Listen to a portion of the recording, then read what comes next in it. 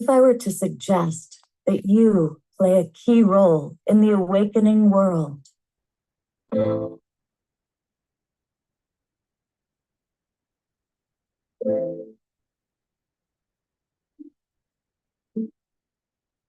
that you are watching this because you have heard the call,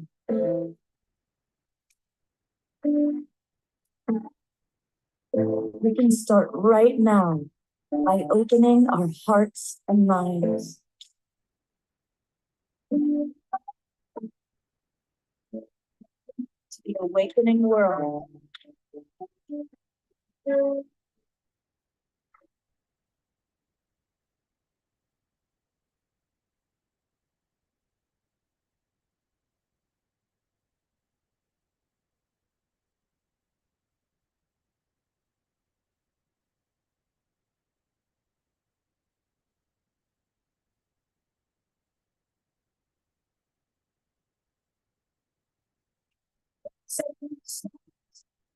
For love boys, we're coming together, stronger than ever, not divided. We come from the same source, our powerful love boys. We're coming together, together, calling our invited. We come from the same source, our powerful love boys.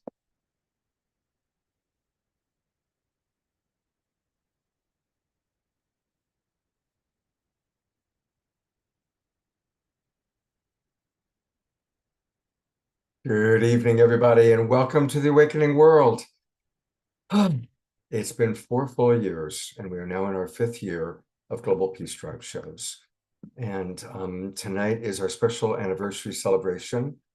And I invited all the major co-hosts that have collaborated with us.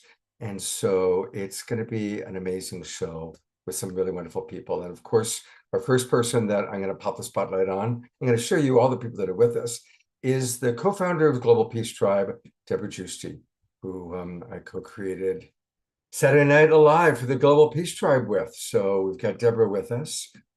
And also, welcome. Hello, everyone. Welcome. I'm going to bring everybody on board first, then we're going to go back to you, Deborah, and chat a little bit. The person that I also did along, of course, the most co-hosting I've done has been with Deborah, but also I did a lot of shows with Trish Wright.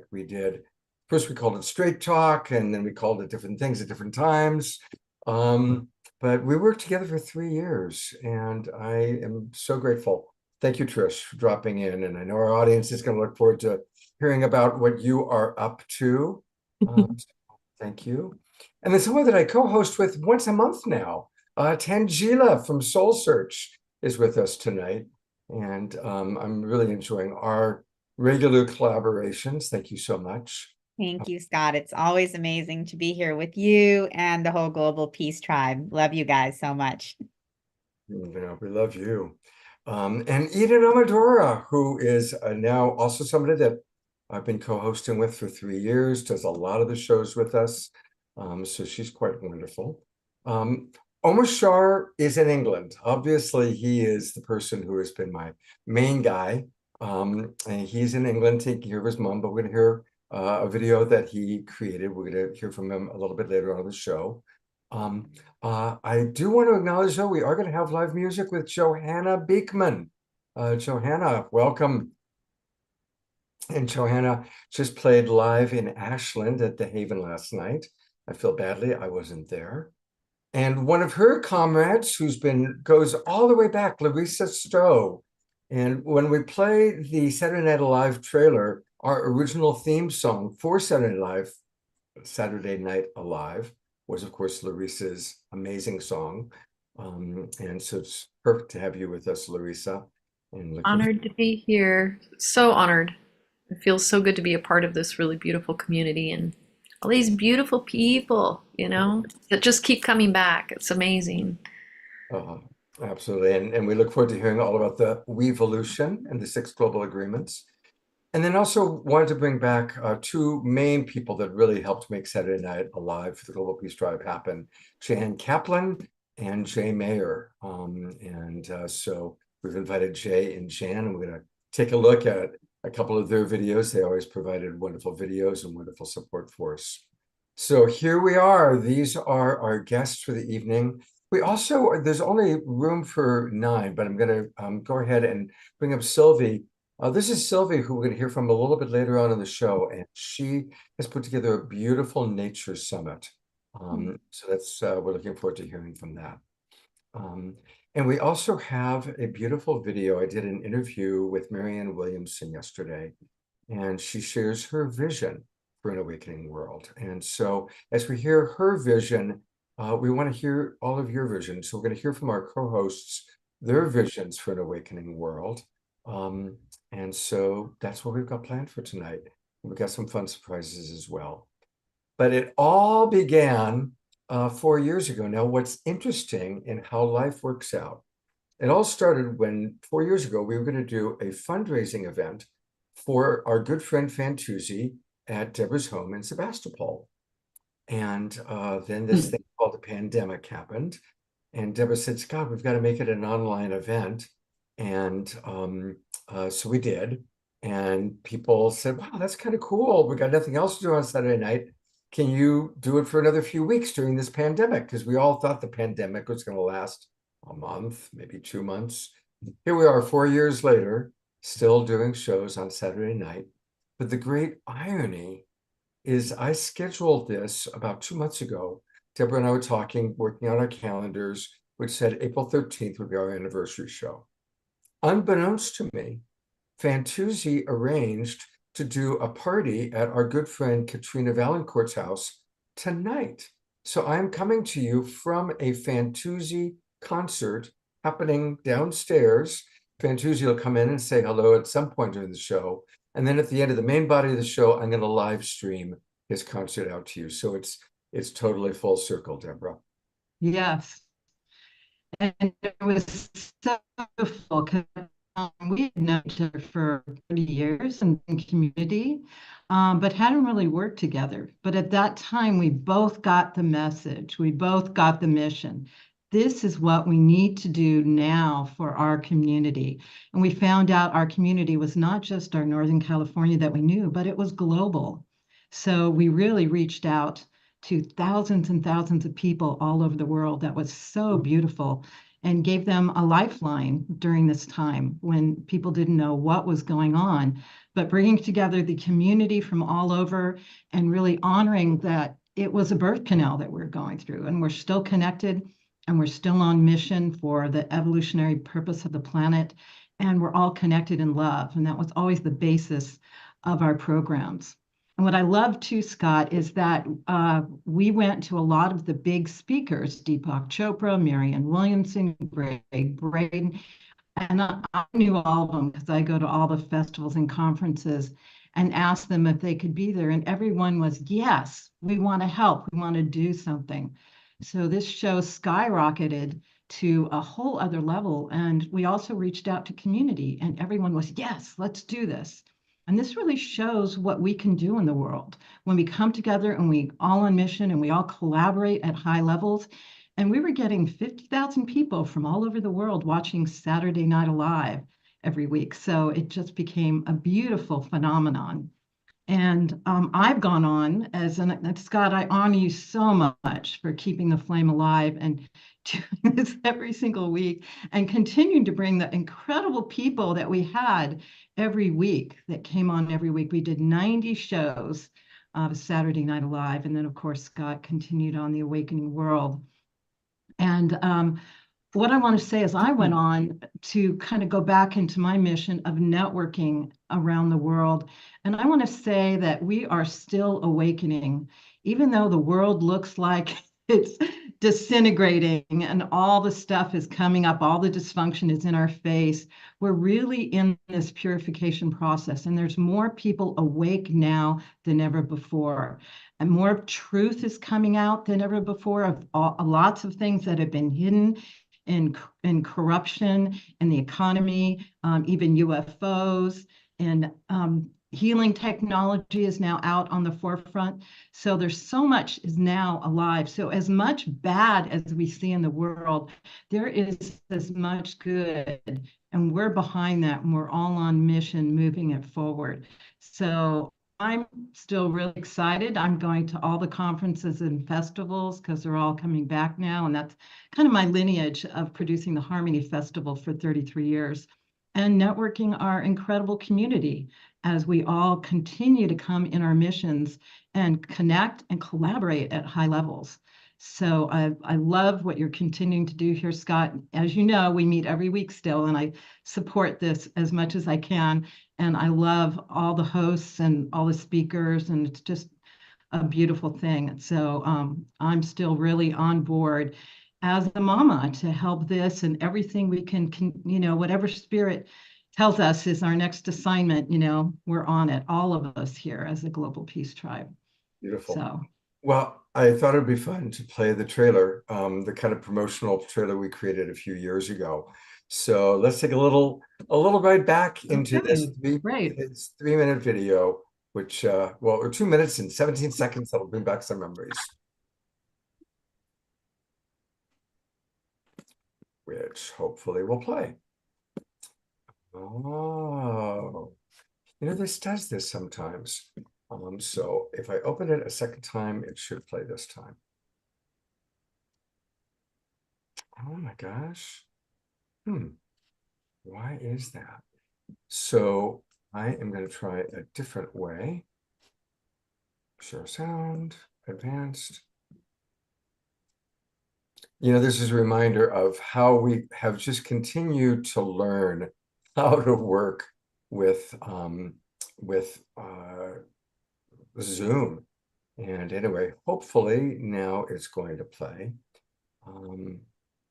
Lately I've been having a problem with it where sometimes I've got it queued up, it plays before the show begins, but then once I'm on Zoom, it's being ornery.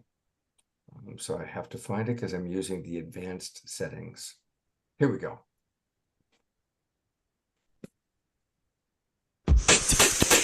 What have been your favorite forms of entertainment and connection with others? Were most of them shut down by the pandemic? It sure has been a tough time. Out of the dark of an unprecedented year, an incredible online community was birthed. It's Saturday Night Alive for the Global Peace Tribe. Ready for community inspiration and magical moments online? Since April 2020, this dynamic show has touched the lives of people all around the world. Join prominent luminaries, musicians, magicians, and comedians. This is your chance to relax and enjoy uplifting entertainment and inspirational messages from the comfort of home. Together, we are creating a new paradigm. Saturday Night Alive showcases internationally acclaimed speakers, best-selling authors, and wisdom keepers. Let them illuminate your path with tips, tools, and insights. It also sheds light on many timely topics. Discover how to master your relationships. Dive into the secrets behind ancient history. Receive deep wisdom from indigenous elders, and much more. Dance along to live performances with high-vibe musicians and hear what these brilliant performers have to say. Experience major artists from the Conscious Festival circuit and beyond. You'll be dazzled by our conscious comedy, magnificent magic, and spoken word. The show is meeting our needs during these critical times. Saturday Night Alive delivers inspirational wisdom, community connection, and positive vibes. Join us every Saturday night, 6 p.m. Pacific, 9 p.m. Eastern, or catch the replays. Register for Zoom Room access. Enjoy live chats and a pre-show experience with presenters and the Global Peace Tribe. Saturday Night Alive for the Global Peace Tribe. Find out more and register now at globalpeacetribe.com.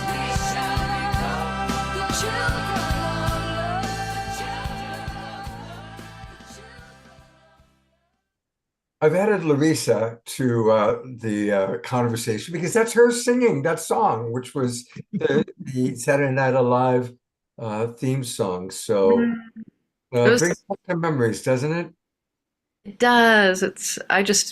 I can't tell you how honored I am to have that, to be a part of that and hear that song of peace that for me, like it was so important to me, and to be able to share that with the world, and to see that helping to lift up the message, it's just like it just almost brings tears to my eyes, to be honest with you. So thank you. Just deeply honored to be a part of this circle, this sacred circle.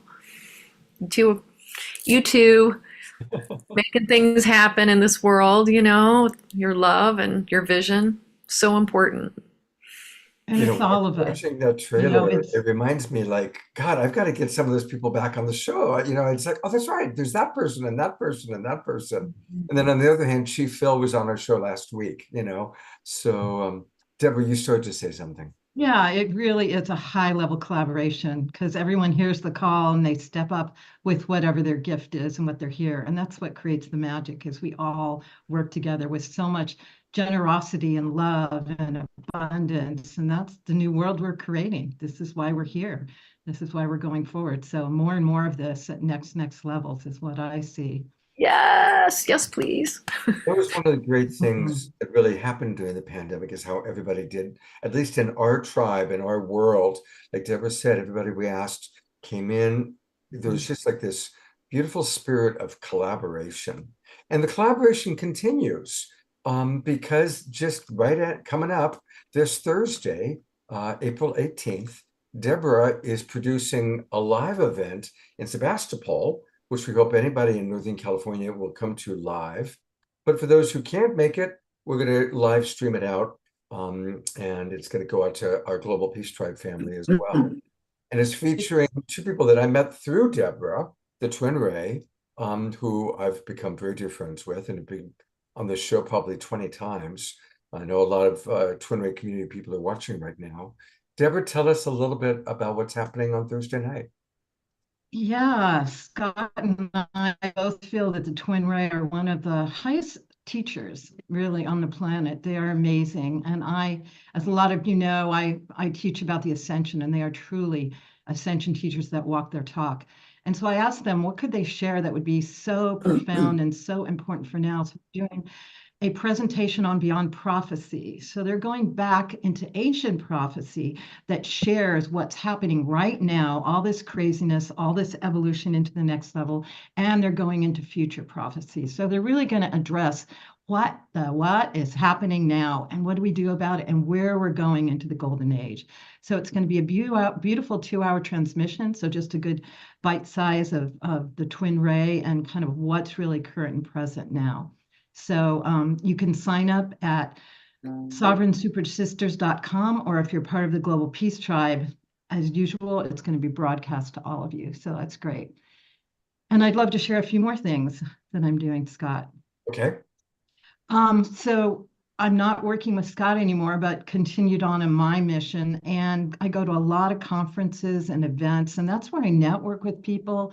It's a lineage of my Harmony Festival. Right now, I'm at the Alchemy event in Los Angeles, and there's still one more day, and it's a high-level spiritual metaphysical event. So if you're in Los Angeles and you want to come to the Alchemy event, I'll put the link in the chat room, but it's alchemyevent.com, and mention Deborah, and they'll give you a super, super discounted ticket for the last day. And then I have my Wishing Well portal that shares about all the festivals and the conferences that are coming back, as well as online programs. And that's wishingwellportal.com. But I've also got into another new paradigm business, which is basically what I do, is sharing scalar wave healing technology through the EE system. This is new technology that's here now to help heal us in so many ways that we're becoming ill from the toxins, the pollutions, the autoimmune diseases and all that. And I have a center in Sebastopol, but through, we're going to be broadcasting it online, the founder, Dr. Sandra Rose Michael. So watch for that. That's going to happen June 9th. So I'm continuing to sit on the cutting edge and bring through what is next, because that's what we're all looking for, is how we're going to continue to birth this new earth now, not be brought down as everything, all that is dysfunction in the world tends to crumble and crash, and the new world comes up, because that's what we're here for, is to work together and support each other and build this new earth now. And I'll put everything in the chat room. Beautiful. Deborah, thank you. Love you, Scott. continue to do, for some of us go way back to when she did the Harmony Festival for 33 years, which was Mhm. everybody's favorite festival. And look forward to seeing what collaborations we get to do next. And I'll see you on Thursday night. Okay, love you all, everyone. Thanks, Deborah. Well, it's always been about combining music with wonderful presenters.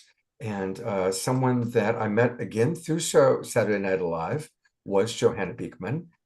She became one of our most popular musical artists, but then she and I now also co-host. And she's been a wonderful co-host. We've done a few shows together. But tonight she is our live musical artist. Welcome, Johanna. Hi, Scott. It's great to be here. Can you hear me okay? For some reason, Yeah. I sound quieter to me here. You sound good. You sound good. Wonderful. I just turned my end down. This will help if I can hear. Awesome. So Now, it's so before good you to play a be. song, Yep. what's your memory from that time? Is there anything that stands out for you? Yeah, it was a really intense time, and I just remember I was actually on tour in Los Angeles when the pandemic hit, and I was alone in a cabin for a whole month near Los Angeles, and I started this international music video thing, and it got really huge, and everyone said yes. Krishna Das and the original teacher in India, that's Mantra Sangha Health and Healing, kind of got birthed there. So I started doing my own thing.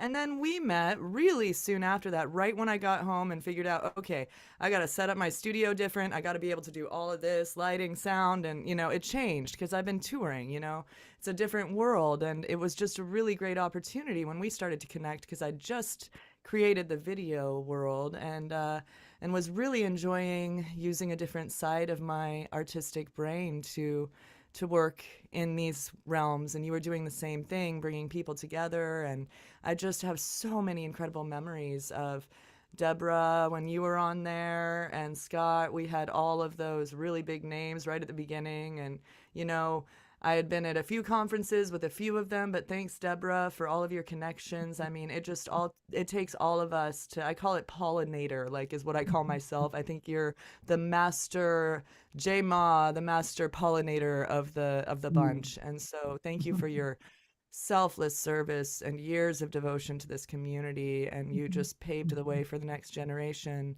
which I seem to be in. So thank you, Scott, thank you, Deborah, thank you everyone in here who's contributed and created this beautiful community that we all really relied on during one of the most hard times in my life. And I think we could all probably raise our hands and say that it was also difficult. So, but it was also the most heartening time because we all got to connect in a different way wherever we were. The tech revolution has brought some blessings that, Scott, you have run with. So thank you, thank you, thank you. Every Saturday night for 4 years. Dang, that's a lot of life that you've dedicated to this.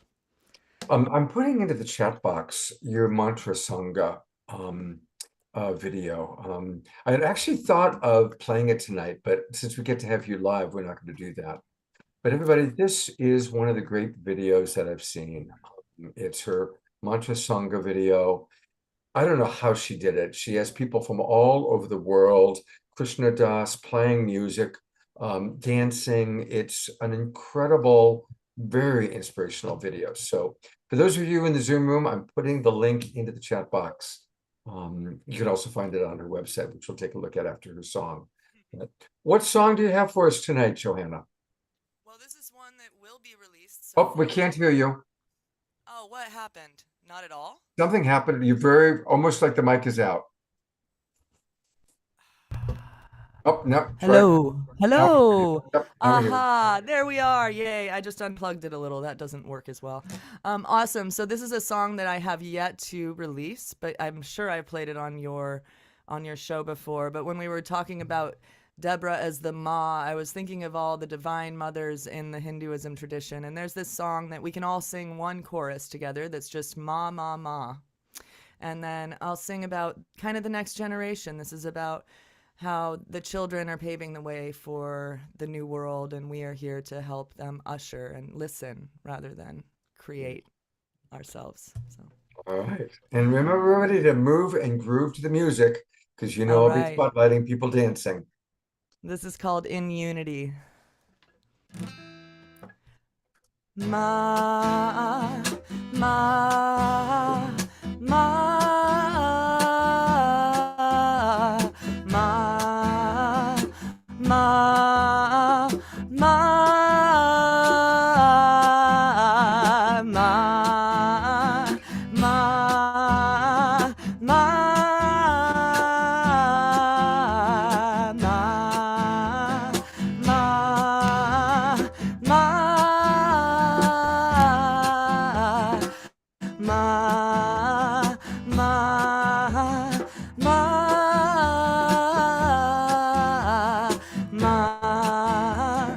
ma, ma, through the eyes of our children, what do they see? A different kind of world than it used to be.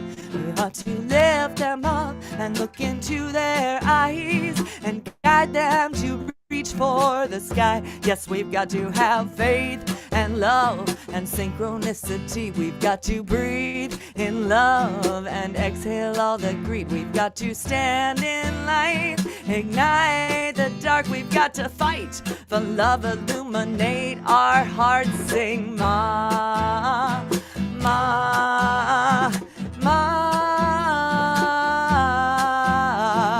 ma, ma,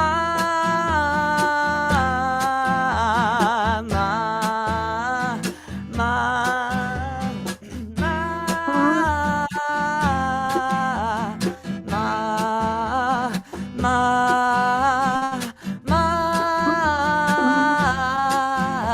in unity, we are free to return to the mother, take care of one another, united, non-violent. No, we won't be silent. Give and receive. Stop and breathe. And so I stop and breathe. I stop and breathe. I stop and breathe. Just stop. I had a late night show. Just a second. So I stop and breathe. I stop and breathe. I stop and breathe. Just stop. Sisters and brothers, a change is gonna come. A change is gonna come. Daughters and mothers, a change is gonna come. A change is gonna come. Children empowered, a change is gonna come. A change is gonna come. Balance of power, a change is gonna come. A change is gonna come. A change is gonna come. A change is gonna come. Sing ma, ma, ma, ma, ma, ma. Help us birth light and love, yeah. Help us unite in love. Helps us birth light and love, yeah. Help us unite in love, yeah. Help us have faith and love. Help us spread grace and love. Help us birth light and love, yeah. Help us unite in love, yeah. Ma, ma, ma. Help us have faith.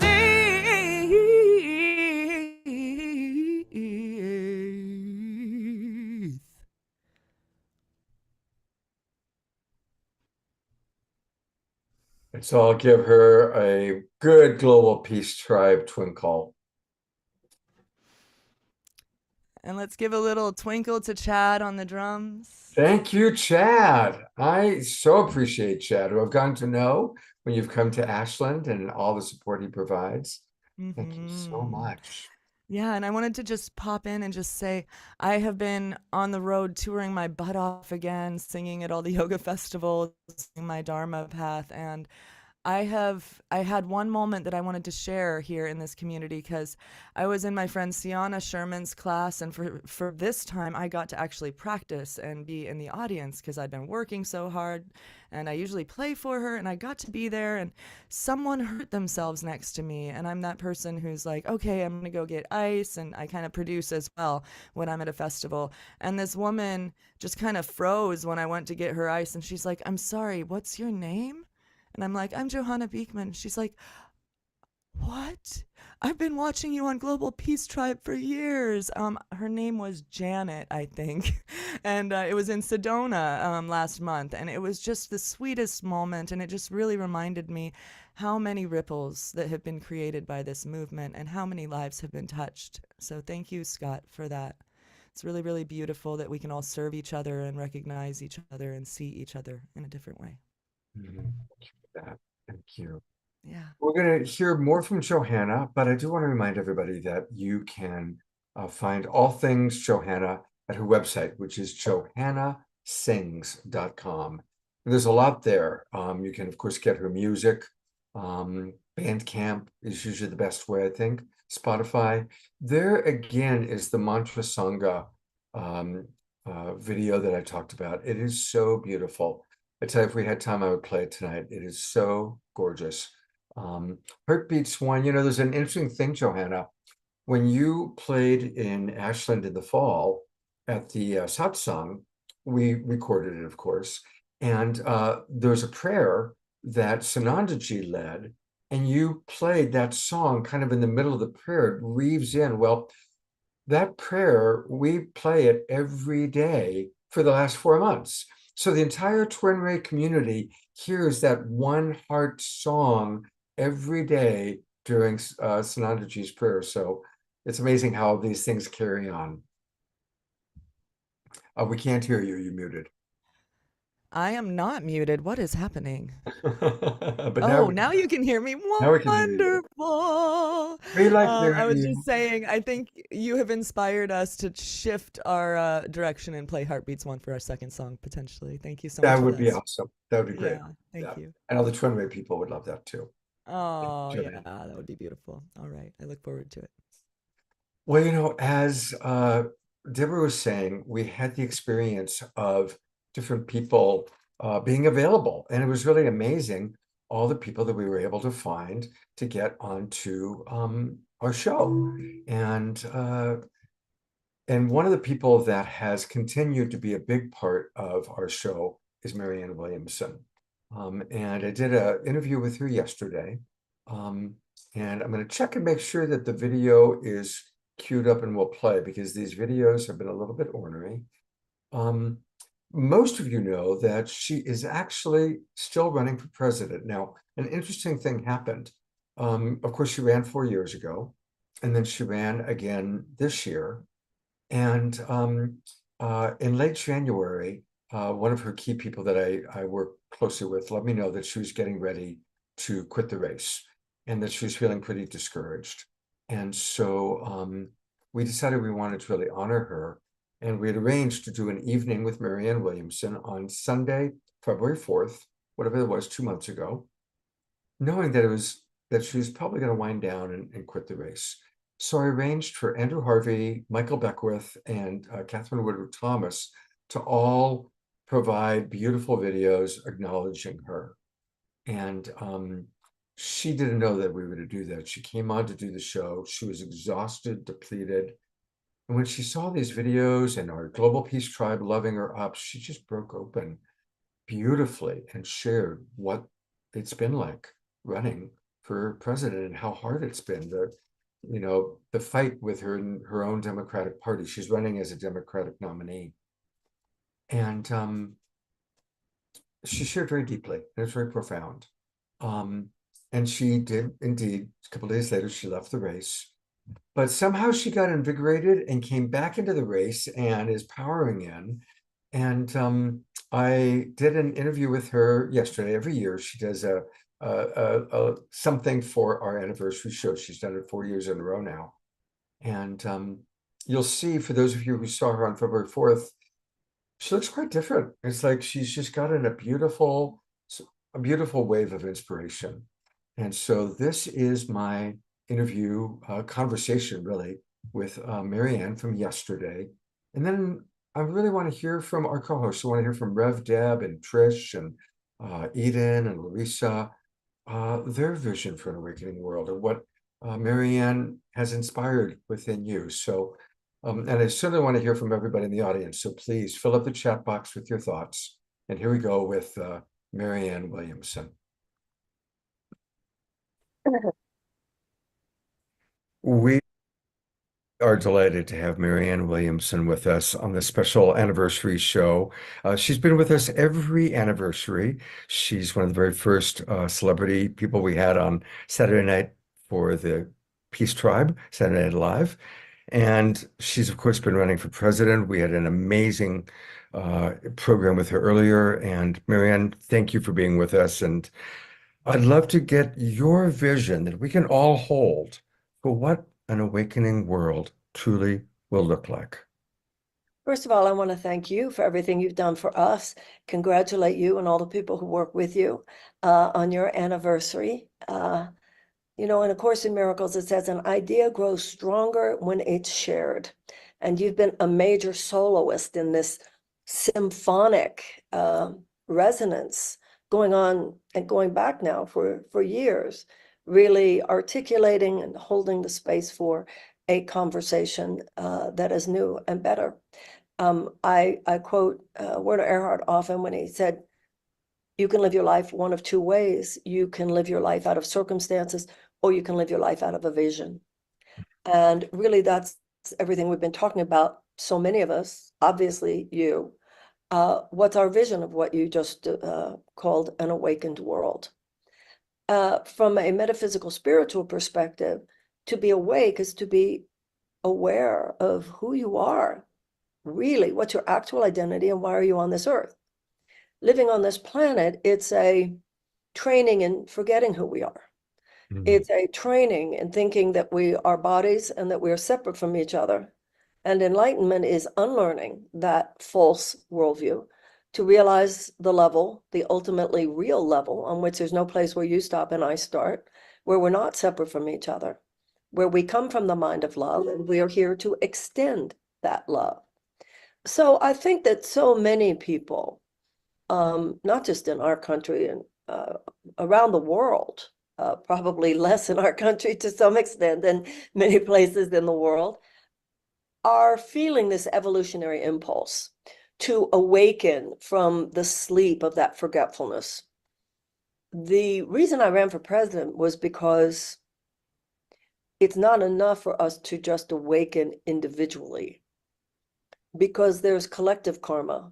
A collective can reap results and consequences, just like an individual can. So an awakened world to me is, number one, a planet in which there is no more war. War has become a mere memory. And the way we use vision to get there, for instance, is that we all need to imagine, use the power of our imaginative capacity to imagine a planet in which there is no war, and then reverse engineer from there. We can't just keep fighting wars. You know, Franklin Roosevelt said we need to do more than end war. We need to end the beginnings of all wars. So whether you're talking about Ukraine, whether you're talking about Israel and Palestine, there are so many places where what could have been done decades ago that would have made a different outcome possible and even probable. So there are two things to me about an awakened world. One, the vision of the world where there is no unnecessary suffering. We have 12,000 children on this planet who starve every day, but there's no dearth of food. The problem is not a dearth of food. It's the fact that we are at a state in the consciousness of humanity where we are willing to even tolerate a starving child, right? So to me, when I think of an awakened world, I think of a world where there is no unnecessary suffering, where we've repaired the earth, we've repaired the skies, we've repaired the waters, we've repaired the earth, we've formed peace, community, all those things that we know, and the love that is possible. But also I think it's important that, as Gandhi said, the end is inherent in the means. And that means that until we ourselves become awake, we cannot be channels for the awakened world. So I think all of us see that challenge within ourselves, not just how they should be more awake, but how we ourselves need to be more awake. Where are the places where we are choosing fear over love, judgment over blessing, victimization over genuine triumph, through more pure and loving thought. So that's the name of the game right now, as I see it, and I think so many of us are joined in that, don't you? Absolutely. And as you've been out traveling the country running for president, what have you seen? I know you've seen some very hard things. You've experienced some things that make us all angry. Is there anything you've seen that's given you extra hope or extra inspiration? How wonderful people are. Mm. Scott, when people sometimes say, well, who are your supporters? I say people who've actually heard me. Yeah. Because what I see, I'm in Santa Fe, New Mexico right now. The famous jazz musician Stanley Jordan is even going to be there opening tonight. What a support that is, as well as tomorrow night in Albuquerque. What I see are people who I believe are the vast majority of Americans, who are decent, Mhm. intelligent, noble when called to be, and concerned about this country. I love history. There's a lot to inspire us to believe that the kind of repair and course correction that we need to do now is possible.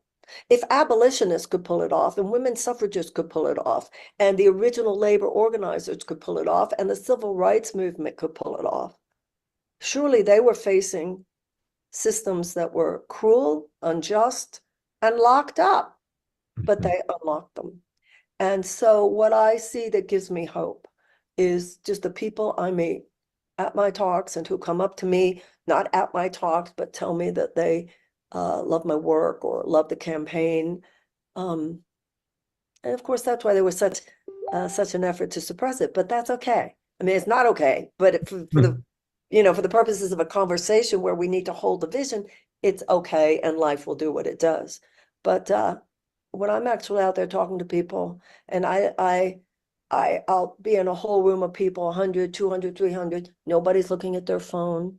Mm. Everybody's really listening. Everybody's listening, not just to me, but to other people when they speak. I think Americans crave meaning right now.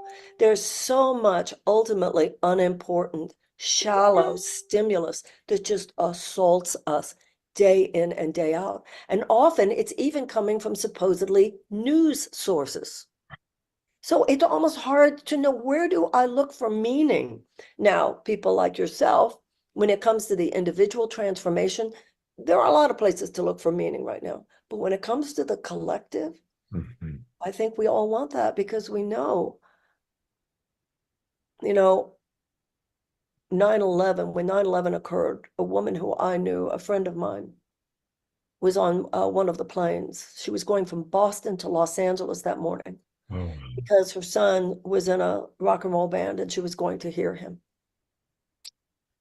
And if you had said to me, Marianne, name 5 people who you have known in your life, who, if you were told, we want the world to know what Americans are like, give me a person who you would want the world to say, see, this is a woman who, she saw a television show about hurt animals, she would cry for a day. I mean, the most sensitive, the most loving.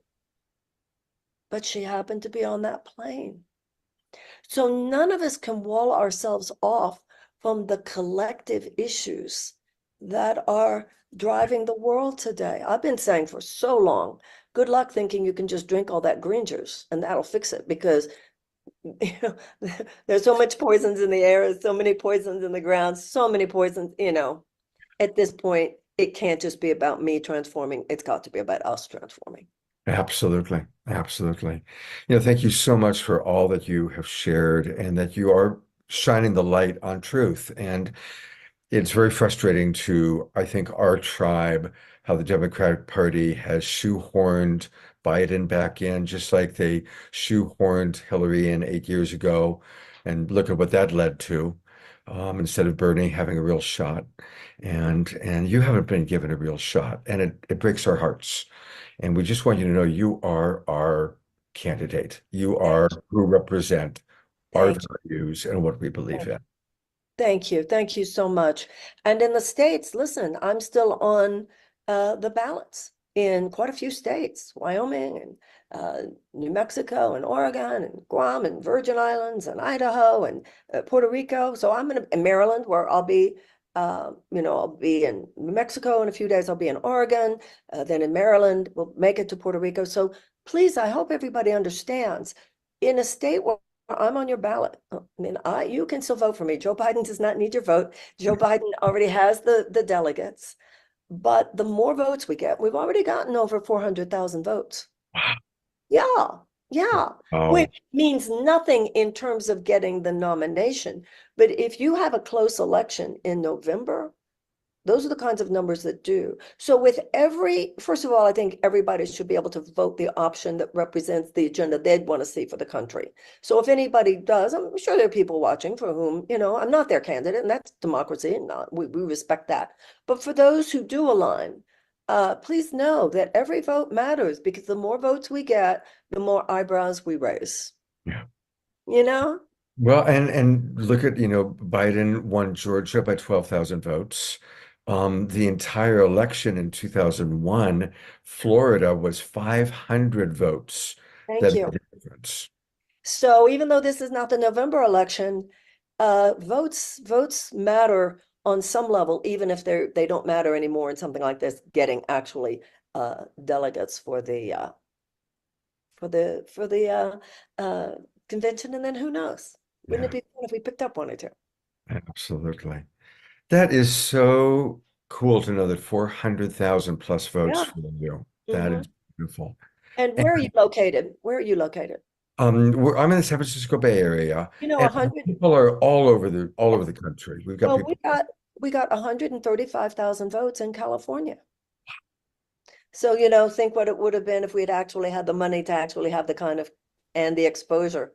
So all good. We just have to keep on keeping on in whatever form is available to us. And the And people who believe in you believe in you. It's not just like they're not just voting against Trump, they are voting for Marianne. And well, that's also something that I think is really important. How many people are voting for Biden versus voting against the other guy? Whereas when those 400,000 people were like, no, we are voting for Marianne because she represents our values. well, I think also we have been trained in this country over the last few decades to expect so little. We're not even told you have a right to say, no, I want Medicare for all. I want universal health care. I want tuition-free college and tech school, like in every other advanced democracy. I want subsidized childcare. I want a guaranteed living wage. I want a Department of Peace. Yeah, I want that. Like you said, Scott, not just, well, I don't want that other guy, so I'll take, no, we want this. Once again, live into that vision of what you want. If you were offered the opportunity to create the Department of Peace, would you say yes? Of course I would, but let's not. Well, that's a vision we can I'm not dealing hold. with as president, but who listen, Scott, I think that I would do whatever I could possibly do to, I haven't lived this long and worked this hard to do anything other than serve in whatever way I can. And you and I both know too, and I'm sure that this is true of a lot of people who are watching. This is my chapter 3. We want to go out with a bang. So I know a lot of us feel that way. Whatever's available where we can serve. I love that gospel song, God Use Me. That's my favorite. I'm from Agape all the time. You're part of the Nature Summit that we're supporting, and my old friend Jane Fonda is on that. I ran a camp at Jane's Ranch for 11 years in Santa Barbara, and she coined the term that we are now in our third act. And Mhm. we're in our third act, and it's the third act is when it all comes together, when all the different things we've learned and grown come together and resolution takes place. And so bless you and myself and all of us that All are of in our third act, definitely the final act. Yeah. Thank you, darling. And no, it's not, as we know, it's not even the final, Yeah. because there's no final. Right, right. The And third there's act no of this final movie, in nature. right, right. The third act of the movie of Yeah, the human life, particular suit of clothes. Yeah. exactly, in our meat body. Thank you so much, Scott. God bless you, Marianne. Thank you so much. Have a great time at your event tonight, and thank you for taking Thank you. time for And the congratulations to you. And I know I thank you on behalf of everyone who's part of this tribe, as you say. Thank you for all that you contribute. Absolutely. Look forward to seeing you again soon. God bless, darling. Thank you. Bye-bye. Take care. So I've brought up 5 amazing women that I love and adore that have been co-hosts for these shows, and want to hear what each of you say. I'm going to just start with one thing. Did you notice how she was just beaming when the suggestion was made about starting the Department of Peace or running the Department of Peace? So let's all hold that vision, because that's a possibility. That could happen. That is in the realm. So I'd love to hear each of you what you'd like to share in terms of response to what you just heard or your own vision for an awakened world. Go ahead, Larissa. Well, what really comes up for me is, this is a time of a really big contraction. And that contraction, we see that as war, we see that as polarity on the planet. We're feeling it economically in all these different ways. But the truth really is that this contraction always happens before there's a really big expansion. And if we're going to move from like this idea she was talking about of war, I don't think we can even think about it in the same way. It's like, rather than focusing on being different, like how do we stop war, rather than thinking about how to stop war, what comes up for me is like, how do we create the new paradigms of really focusing on what we want?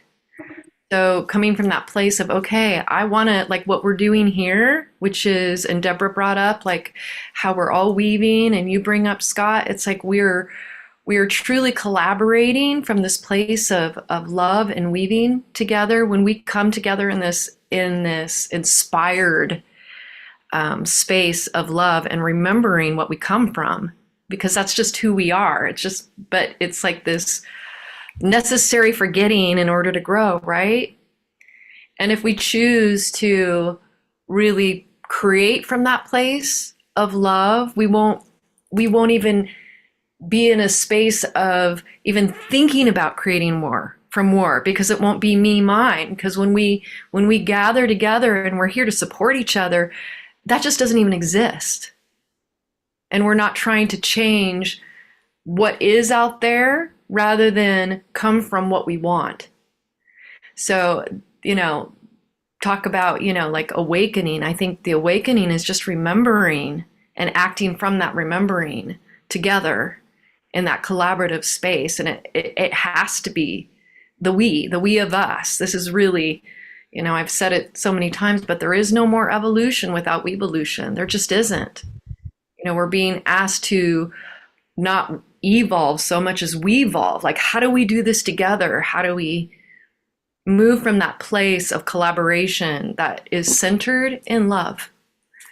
So that's the gist of it for me. That's what comes up when I, hear her speak, and when I think of what we all stand for here together. I love what you're saying, Larissa. It does take collaboration. And what many of us, even in our community here, are unwilling to see is how we show up in choosing not collaboration, but in choosing to dig into our beliefs and into the violence of being right. And so I think that what it really takes is for us to sit in the discomfort of our own terror of being separate from ourselves or from God or from any of the materials that we long for and desire, and to actually like to look at that insecurity and that not enoughness.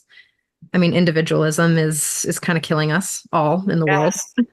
And to take a step back and to learn how to channel that frustration and anger into community benefit. So the triple win, what's good for me, what's good for you, and what's good for us all. And to actually really like challenge ourselves to see if we can get creative and to really like say, hey, I have to change here to see how we can create a world that is really truly what the future needs from us. And it takes the inner work here. And what I want to say also is that, so I hang out with Gen Z all day, every day. Like, these are my people now. And I think about these people have the highest anxiety ratings right now. They're terrified. They don't know what to do. They're just scared. They don't collaborate. They don't connect. They don't have any social skills. And they're watching us. Like, we are their mentors right now and in the world. So if we really, really want to change the world, we start fostering our love into the communities of these kids. Because guess who's going to really change our lives when we all stop working? Like, they're our future. So if we can really support them and make friends with them and like say hi to all the kids wherever you are in the world, and to really just like promote them feeling safe, it's just going to change. I say yes. That's beautiful. It's really, we need to rise up in that way and we have to be the examples, and we have to walk our talk. We have to do it. It's like, it's the time is done of us just talking about it. It's like, how do we really embody that transmission and lead the way for those kids and for ourselves, for each other, you know? And I swear to God, we're like still toddlers at it. Like, we talk a really good talk, but we're toddlers. And I say that even for myself, you know, it's like, you know, when the triggers come up, you know, in community, and how do I be with that within myself, you know, and the way the world is, we're all looking at each other now, you know, we all see, and it's like, if there's out of alignment over here, it spreads really fast. Like, we all know stuff about each other. You know what I mean?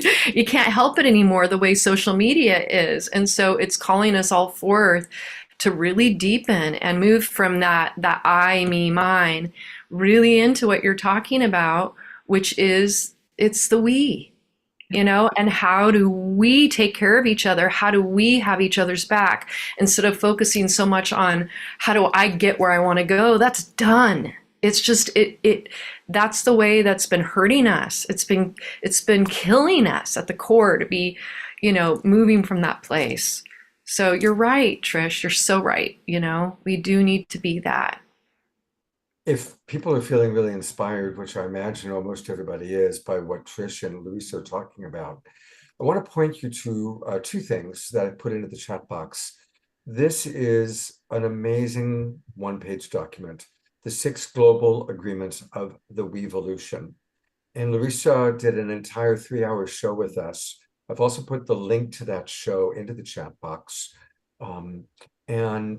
It's a beautiful show. There's a beautiful video she created, and there's these 6 beautiful principles to create the world that we all want to create. So I really want to encourage everybody, save the link to that video, watch it tomorrow, or watch it soon. God bless you, Larissa, and the Wevolution, and Trish. You know, as each of you speak, it's like, oh my God, I just love each of you so much. And I want to hear from Rev Deb, Eden, and Tangela. I'm going to put the spotlight on Rev Deb. Most of you know her, but she is who helps to run the Evolutionary Leaders Network and the Source of Synergy Foundation. She is tireless in her commitment to evolving our planet, and she's just really, really cool. So Rev Deb, I'm going to put the spotlight on you and love to hear what you'd like to share. Well, thank you, Scott. I love being called cool. Thank you so much. First of all, I want to start by saying what I love best about the Global Peace Tribe. And that really starts with the name, the Global Peace Tribe. The minute I heard that, I knew that you and Deborah were up to something really special, that you are gathering the tribe in a way that's so important. Everybody talks about our need, our yearning for community. And not only have you gathered an extraordinary community of people who are leading this evolution at every level, but you also have committed yourself to showing up for that tribe every single week. Congratulations on this anniversary landmark. It's something so special and so inspiring.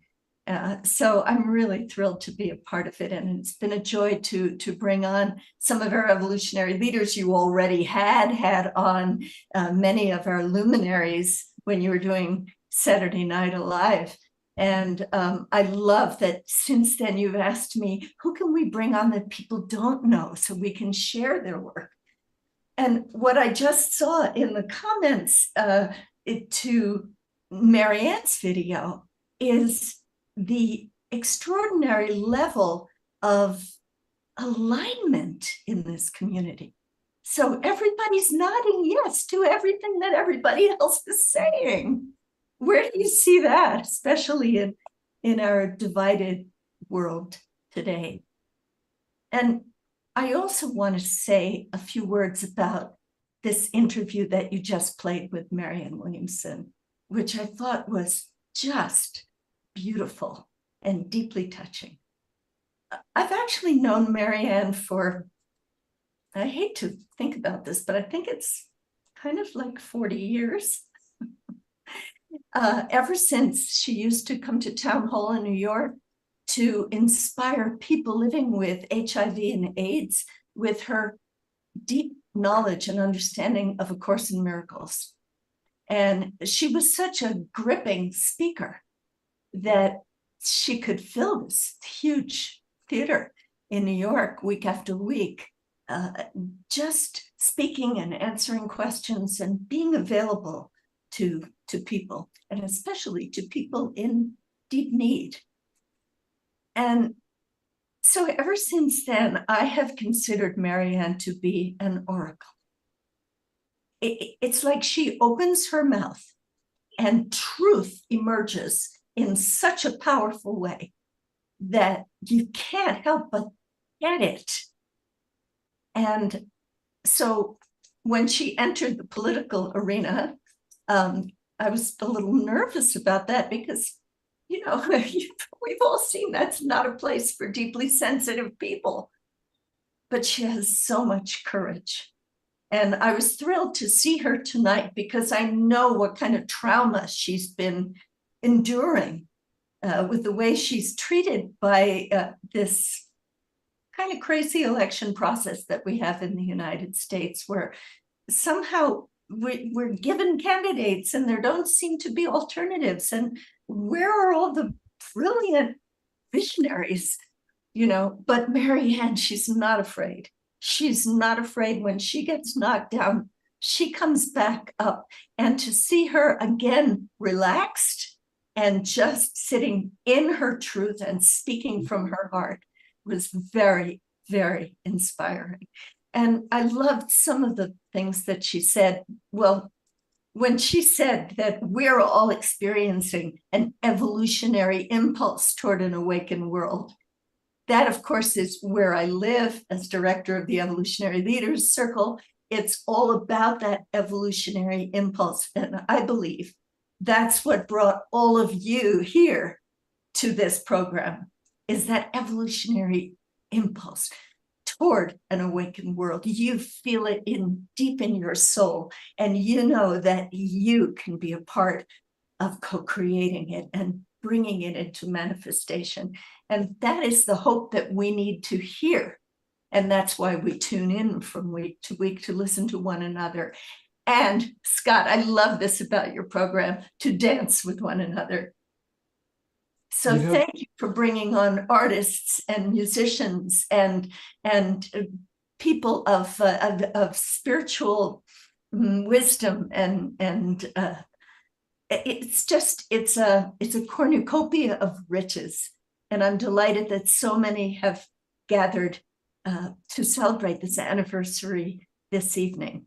And one more thing, I want to see Marianne's fourth act.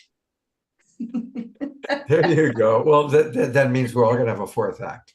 Why not? Absolutely.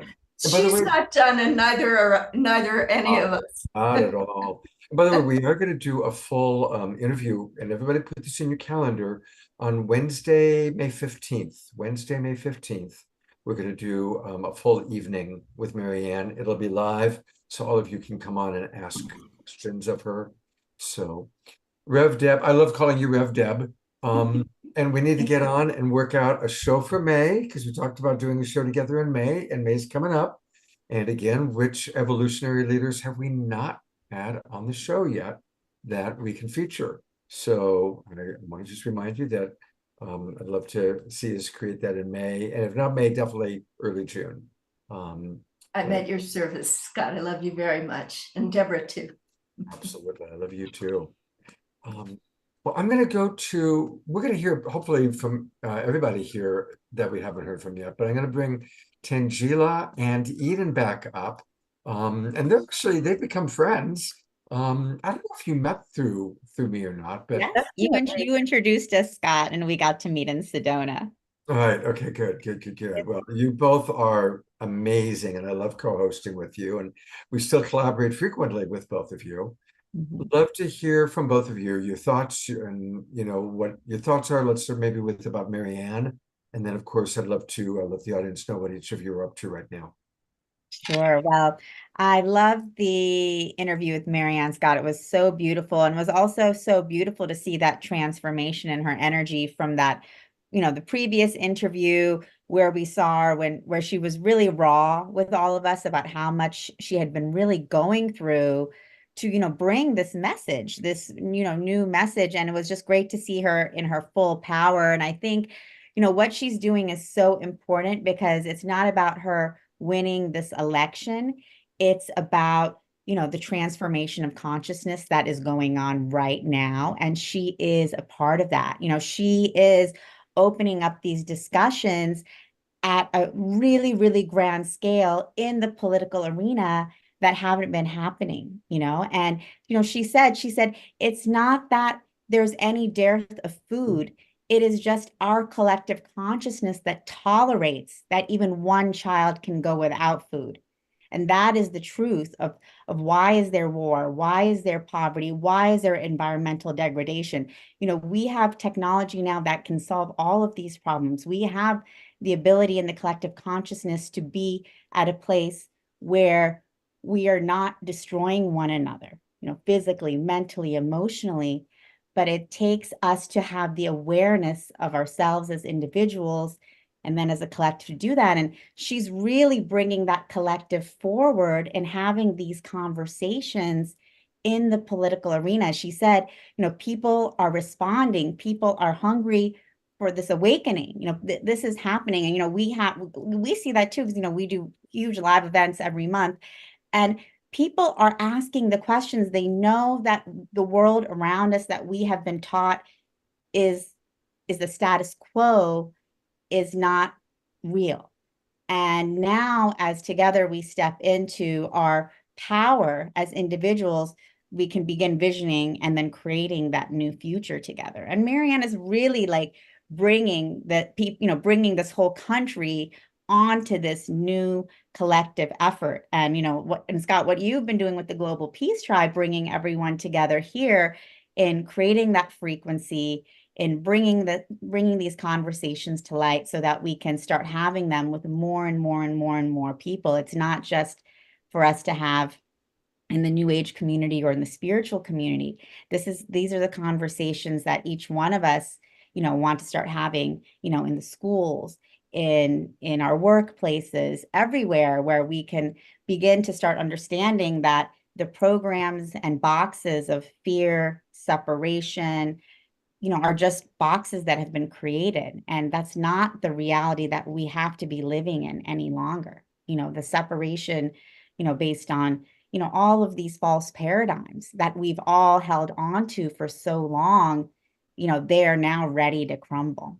And, it's a big shift that's happening. And I'm just so grateful for Marianne for bringing this to like the national, political context and forefront. And I just think it's amazing that, we have someone like her who is a really amazing spiritual teacher and leader starting this conversation at the national level. And, we're all here to support that as well. And we're going to keep bringing it out to the world with Larissa's Weevolution and like what Trish, you were saying about having these conversations with, the younger generation, that's what this is all about, is just having these conversations about who we are as divine creator beings, with everyone. Because, it doesn't matter if you use those terms, but it resonates. When we begin to understand our sovereignty, that begins to resonate with us, and we can begin creating something different. Beautifully stated. Beautifully stated. I'm going to give a shout out to each and every one of you throughout the evening. And since Tangela just spoke, I want to acknowledge you are doing a great job of bringing in new audiences. And your Soul Search expos, when I go there, I see a lot of people that are not, this is all new. Like they haven't heard Larissa Stowe sing yet. They haven't been to Eden Amadora's, moon gathering yet. They haven't, they don't know about the evolutionary leaders. They're newbies. And thank you for bringing in the newbies. I am so grateful. And you're bringing in newbies of all ages, of all colors, of all backgrounds. It's really awesome, the work that you're doing, Tangela. Thank you. Oh, thank you, Scott. And yeah, it's exciting. I mean, many of you all here have been to our Soul Search Enlightenment Expos, and it's amazing. We have people from every walk of life, completely new to spirituality, old, young, Black, white, Hispanic, just people who have never heard of being a starseed, who've never even done a meditation, will come in and walk in and they'll say, I'm not even sure why I'm here, but I was called to be here. And suddenly they go and get a reading, or they go listen to a lecture on Akashic Records, or they, and you don't know what opens someone up. But once people start opening up, there's a whole new world out there. And it's just really amazing to see. It doesn't matter where you're from or who you are, what your background is, your soul resonates and your soul knows. And once your soul begins to hear this language, all of a sudden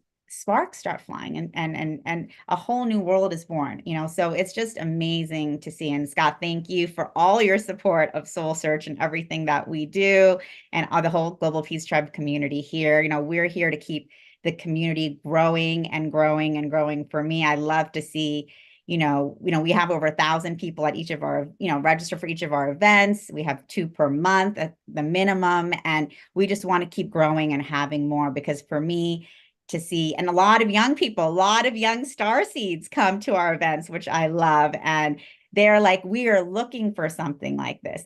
We had one in San Francisco where one of the performers from the drag brunch came and was like, I love this. We need this. We need this for our community. We need this for every community. Every community is searching, seeking, looking for people to connect with in a non-judgmental way, without separation, without fear. And, we have that. We have that, available through all of the amazing teachers and guides. So if you are interested, just go to soulsearch.io and then /expos. So you'll also see, if you go to the main thing, make sure you sign up on the email list and look at all the places they're doing the expos: Carlsbad, Santa Cruz, Buena Park, Emeryville, Scottsdale, San Rafael, Santa Clara. And every time I look, she's added 2 more cities. So We actually have one this weekend in Carlsbad. So for any of you that are in Southern California, definitely come by Carlsbad. We have John Gray giving an amazing talk on enlightened sexuality tomorrow, as well as other incredible practitioners and healers speaking about quantum healing, feng shui, and of course, lots of incredible practitioners there. So for those of you who are in Carlsbad, come check us out. And then we'll be in Santa Cruz, Scotts Valley in 2 weeks. We'll have doctors JJ and Desiree Hertalk there, Alan Steinfeld doing a class on remote viewing, and John Gray again will be there, and many more. So, we love to see everyone live and in person whenever we can. Beautiful. Great work. And we'll be talking to Tangela more because we're going to talk about Soul Search TV, but we have not heard from Eden Amadora yet. And so I'm going to put the spotlight on you, Eden. You've brought some of my favorite shows you've co-hosted, the work with Mary Magdalene, and just the beautiful divine feminine energy that you bring in the way you carry yourself in life, and in the work that you do. So thank you so much for being such a big part of Global Peace Tribe. Thank you, Scott. I feel so honored. And you are holding the frequency. You are a compassionate, embodied, sacred masculine being. So thank you for what you're doing here. And I was too with Tangela on the show with Marianne. And wow, I'm so delighted to see her now in the interview that you played, Scott. When we had her on the show in February, I got the opportunity to ask her a question about the divine feminine. And at that point, she was, it was like she was pretty depleted. And in her state, she said, "Where are my sisters now?" And it was like there was a lot of charge. It was like, where are you in the 11th hour, the dark hour when I need you? And I feel like she was really lifting the veil on how the divine feminine is so much about collaboration. And she now, I can feel, is feeling more supported. And that feels really, really good to see that and feel that. She was a huge influence in my life. I was one of those people, I got to go see her in New York City back in the early 90s, and it completely changed the way I walked through the world. She invited everybody to look into the eyes of strangers and silently say, basically, namaste. Like, I see the place in you where the entire universe resides. We all know namaste here. It's like preaching to the choir, but for us to do that in the world, like Trish said, to lovingly smile at those Gen Zers, but also to those elders and to those veterans and to everyone from your heart through your eyes. That's what Marianne's gift was to me. And when I think about the divine feminine now, after meeting her as a young 20-something and feeling this powerful woman who can transmit and come from the heart, that's us. And not just in women's bodies. It's like living in the heart. It's living in our sovereign center. And I think we become so much more discerning and so much more aware of truth. And, the veils are lifting pretty obviously for everyone. But for us, when we're anchored in the heart, we can feel resonance. When Marianne said, we're here to serve, or she's just here to serve, no matter if it's, she gets to debate or not, if she gets to how far she goes, she's here to serve. And my whole body lit up in resonance, in goosebumps, because that's what we're all being asked to do. We're being asked to come out of the root chakra survival, like everyone's been talking about, and into the heart. And for me, that is the awakening world. It's the world where we lead heart first.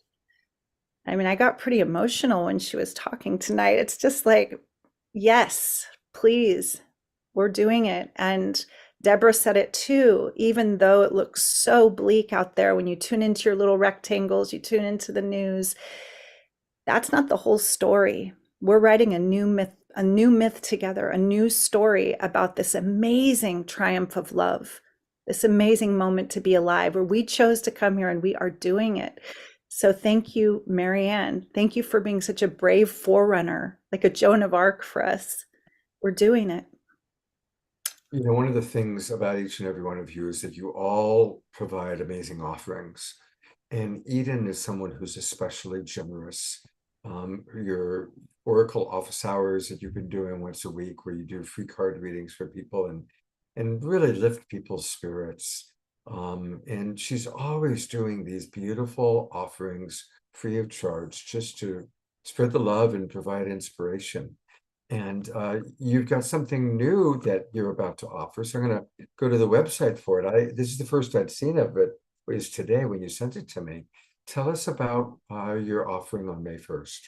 Yeah, this is another gift from my heart, and it's really about what I was just talking about. It's like we rise together. Together we rise. Like Marianne said, this isn't about you and your green juice. This is about all of us connecting and awakening in each other's new storytelling together, inspiring each other by radically shifting the old stories into the empowering new story where you're the heroine, the hero of your own journey.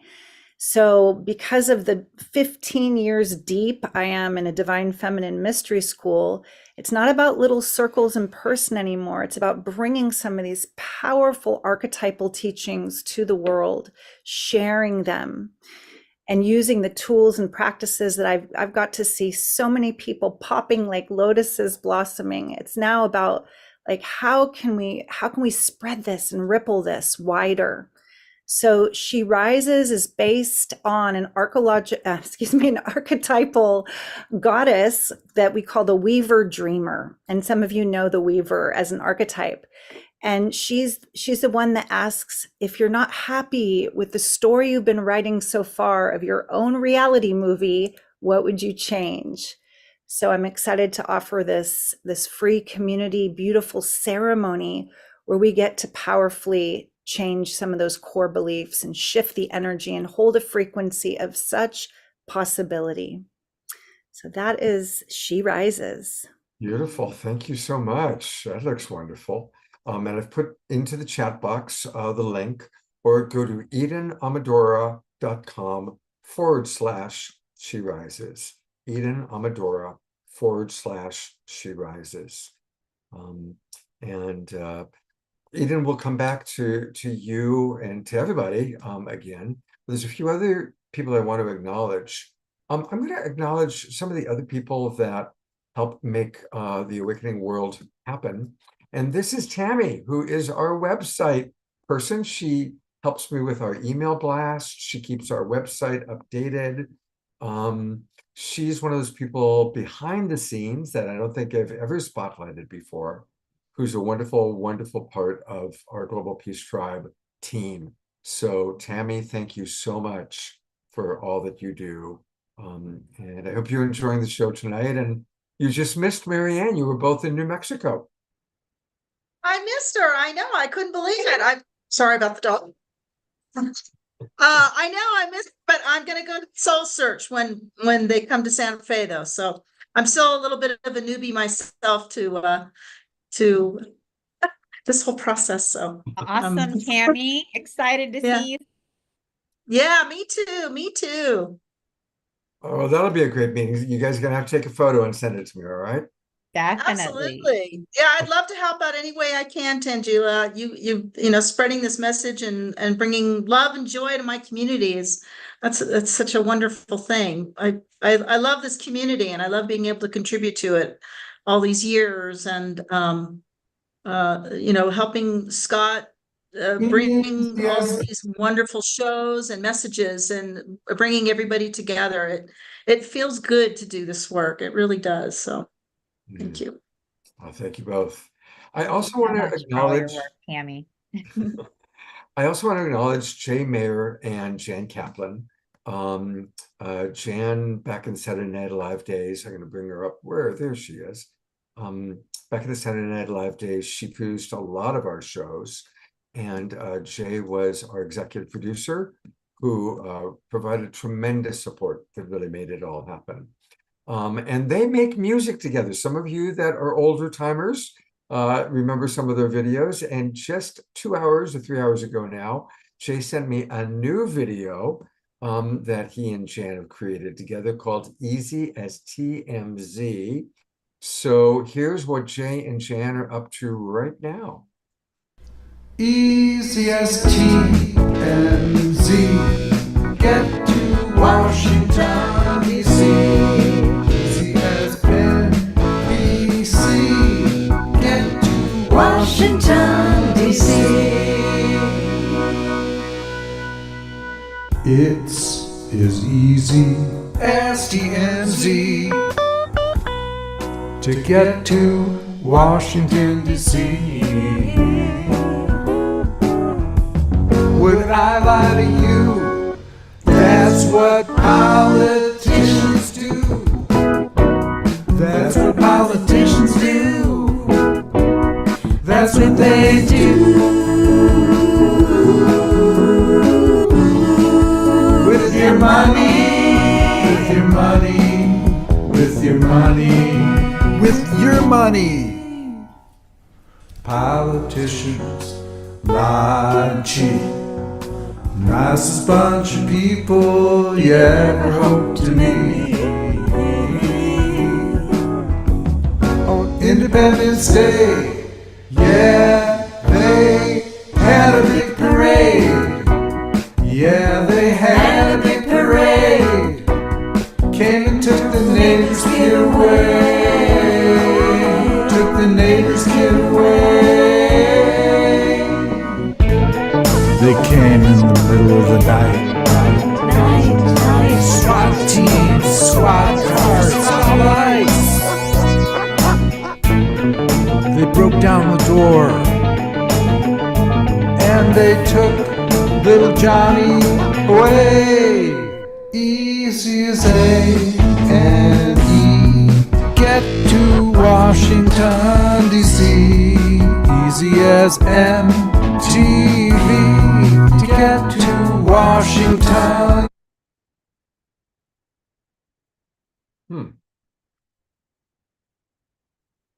Well, I don't know why it's frozen. It's funny. I'm pressing play. I haven't done anything strange.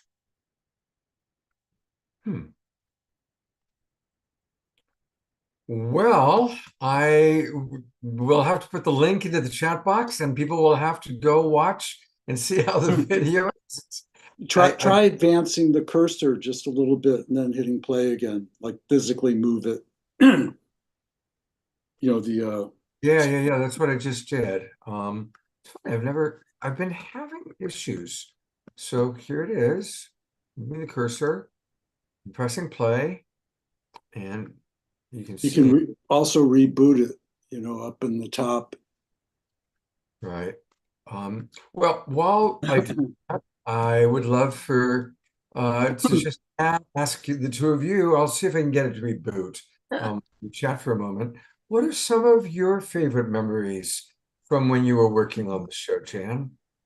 Oh my gosh, it was so humbling, and it was such a privilege to work with you and work with Deborah. And of course, you know, Jay was executive producer, so it was just like a family. And you know, working with the Wisdom Jewels that we did in the Native American community was rich. It was, really, really special getting to meet and work closely with Joanne Shenandoah, who I miss dearly, and just making the connections, bringing in, you know, the Native American women, honoring them in Women's History Month in March. When we did that show, that was, I think, the highlight for me.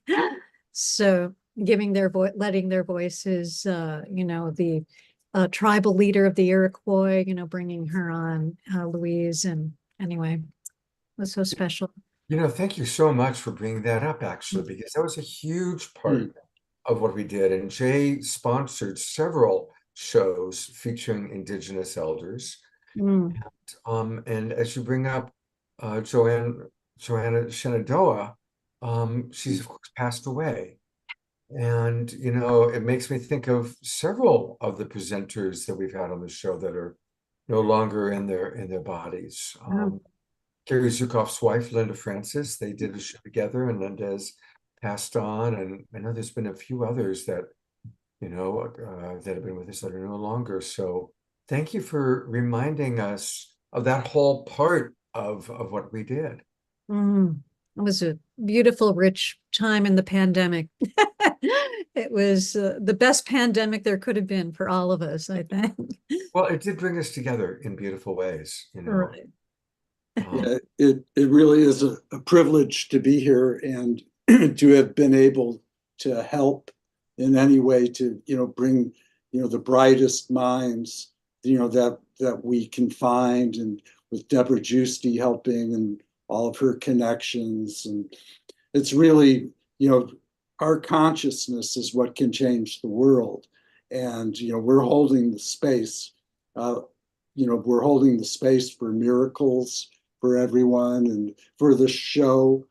Shows like this is really pure entertainment, and we need a lot more of it. And we thank you, Scott, for hanging in there and keep doing it every week. 500 shows, 500 of these is, we're talking a lot about Saturday Night Live and the Awakening World, but I want to acknowledge all the shows I did with Trish, the Straight Talk shows, and also the Sacred Sunday shows. I miss the Sacred Sunday shows. So I don't know, maybe they'll come back. But what I'm going to do is I'll put the link where people can watch the end of your Easiest TMZ, but you did send a wisdom jewel, and I think this is going to play. So for those of you who go all the way back, remember the wonderful wisdom jewels every week, or almost every week, Jay and Jan would provide wisdom jewels. So let me make sure that I've got the right setting, that I've got show sound on. That was a great joy. Yeah, here we go. Here's a wisdom jewel from Jay and Jan, a little bit blast from the past.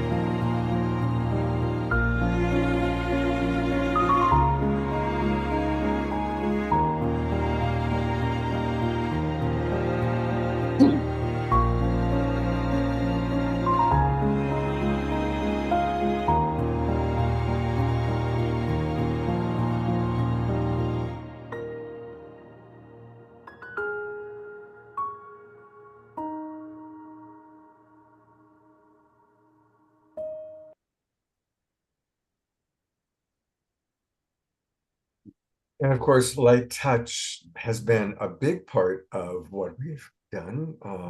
Trish is with us, and Trish was one of your key people for Light Touch. I'm going to bring her back up.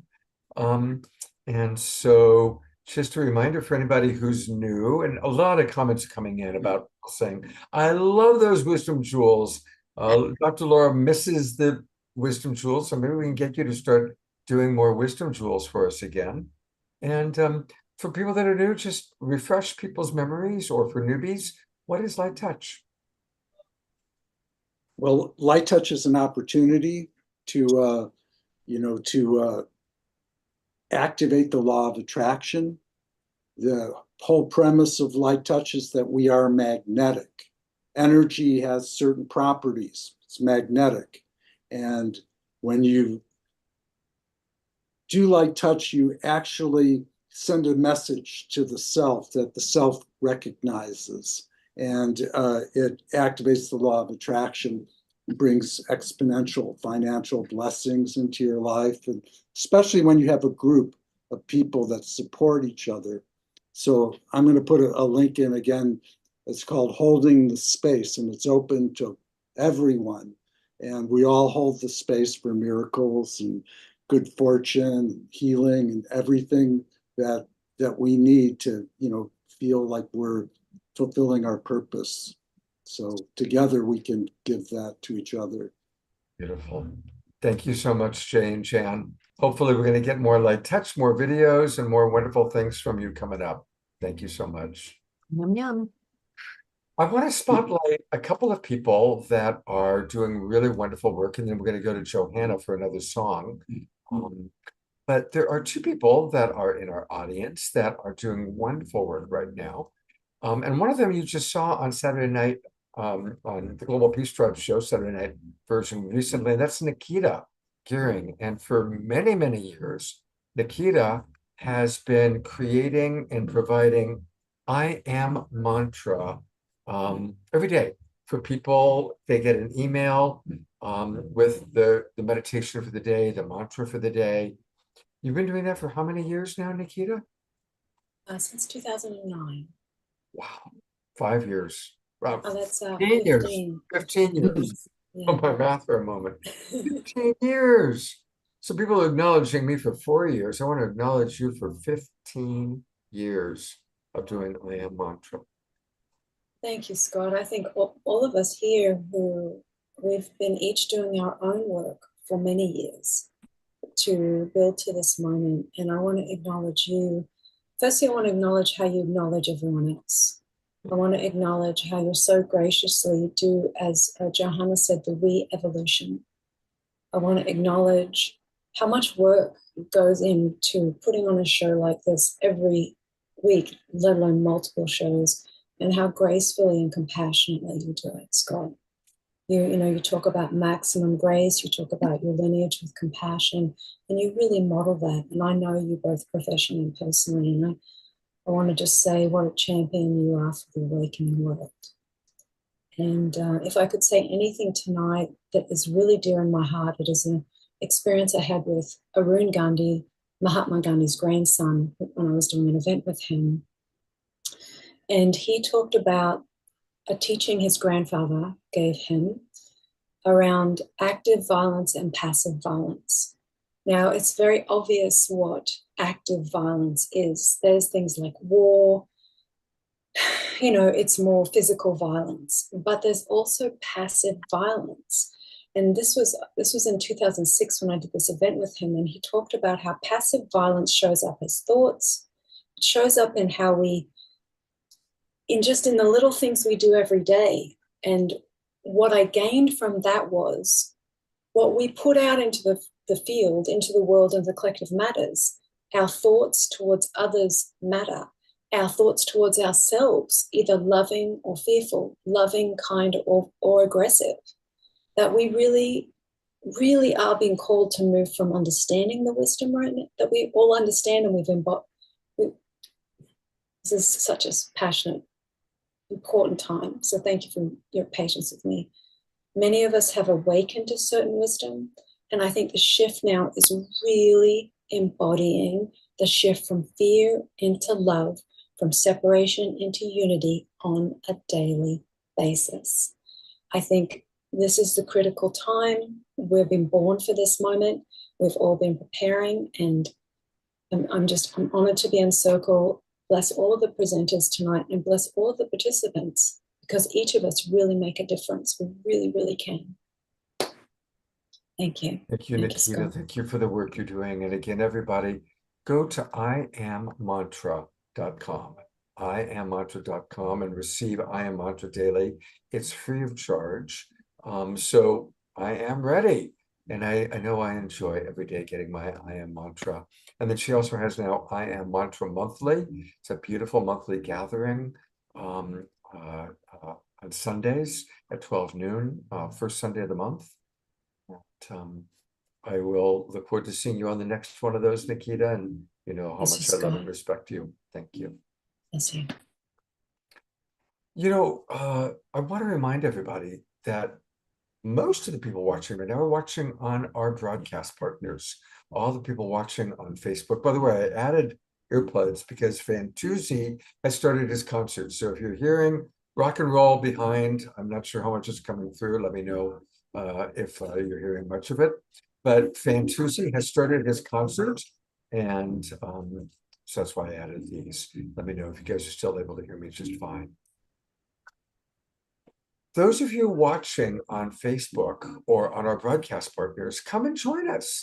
Come join the Global Peace Tribe. And that way you're in the Zoom room, getting all the links, there's always amazing dialogue and conversation happening.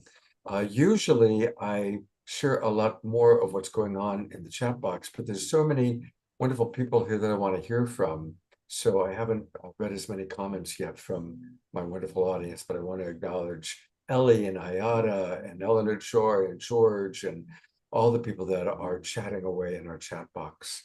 And it's really easy for those of you watching on Facebook, even if you're watching the recording of this, or maybe you're watching on Alan Steinfeld's YouTube channel or our own YouTube channel, please join us. That way you get the Zoom room links to all of our shows. Plus this month, I'm doing 4 extra events. Every week, we're going to have an extra event that's happening live somewhere, usually in the Bay Area, and then live streamed out to our audience. And it's really easy to join us. Just go to the globalpeacetribe.com, globalpeacetribe.com. And when you go there, you'll see, you'll be able to learn all about us, a little bit about our history, learn all about our shows. I'll take you there right now. There is what we've been talking so much about tonight, Saturday Night Live, the Global Peace Tribe. And all the wonderful people that are on our shows, magicians, Kristen Hoffman. Kristen isn't able to join us today. She's in the recording studio this weekend, but she sends her love. And there's Deepak, Nina Gray, one of our favorite musical artists. And there's Trish and Patwan Antoinette, and so it goes. Anyway, join us. We do the Awakening World twice a week, every Wednesday and Saturday night. And then we also do these extra events. And it's easy, just click register for the new season. That'll take you to our registration page. You can come in for as little as $22 for students and seniors. So come and join us. You'll get all the Zoom room links to all of our shows for the next 3 months, plus all these special events that we're doing. And it's really important for you to join us and participate. I'm going to go to Johanna Beekman for her second song of the night. And then after that, we're going to hear from a wonderful friend who's got a great free summit coming up that features Marianne Williamson, Jane Fonda, and many others. So stay tuned for that. But we're going to go back to Johanna. Hello, Johanna. And Chad, the wonderful Chad. Hi, good to be back. So we've been talking about how to fix all these problems in the world, and it seems like it all comes back to how we're all connected, and when we forget that we're connected, that's when we suffer, right? And when we remember that we're connected, and when we lift each other up, and we are one, like we really are meant to be, we are in the new world. So this one's called, speaks to that, and it's called Heartbeats One. We'll sing together if you'd like to sing and dance. There are dance moves, actually. It goes like this. My heart beats one. Your heart beats one. This heart beats one. Our hearts beat as one. My heart beats one, right? So we can sing that together when it comes back around. Your heart beats one. This heart beats one. Our hearts beat as one. All right, you're all hired. Let's go. Let's do it. My backup dancers, we're on the internet road. All right. My heart beats one. Your heart beats one. This heart beats one. I usually play guitar. Our hearts beat as one. My heart beats one. Your heart beats one. This heart beats one.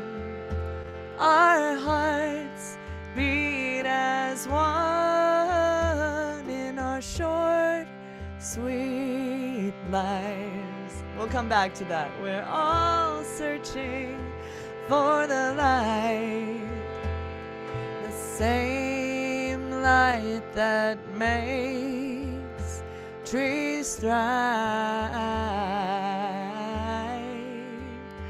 Our roots grow down, branches reach for the sky.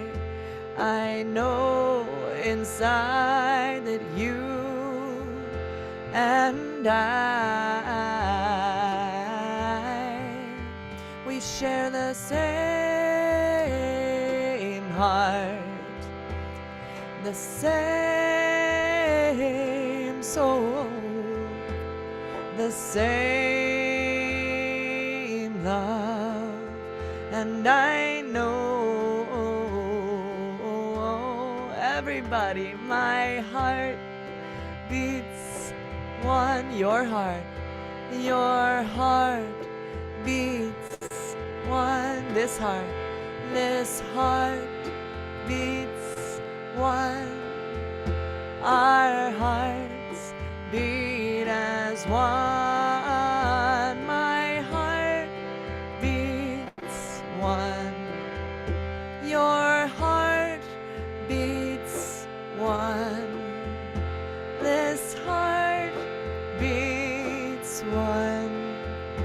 Our hearts beat as one. My heart beats one.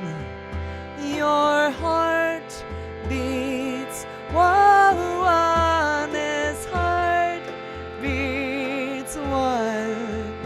Our hearts beat as one. Feel the heartbeat, be the heartbeat. Share the heartbeat of the world. Feel the heartbeat, be the heartbeat. Share the heartbeat of the world. Feel the heartbeat, be the heartbeat. Share the heartbeat of the world.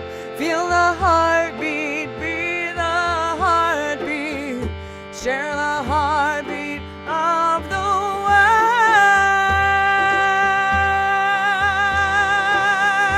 Hallelujah.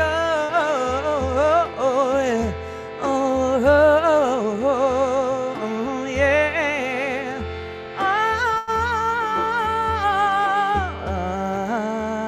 My heart beats one. Your heart beats one for the world. This heart beats one. Our hearts beat as one. My heart beats one. beats one. This heart beats one. Our hearts beat as one.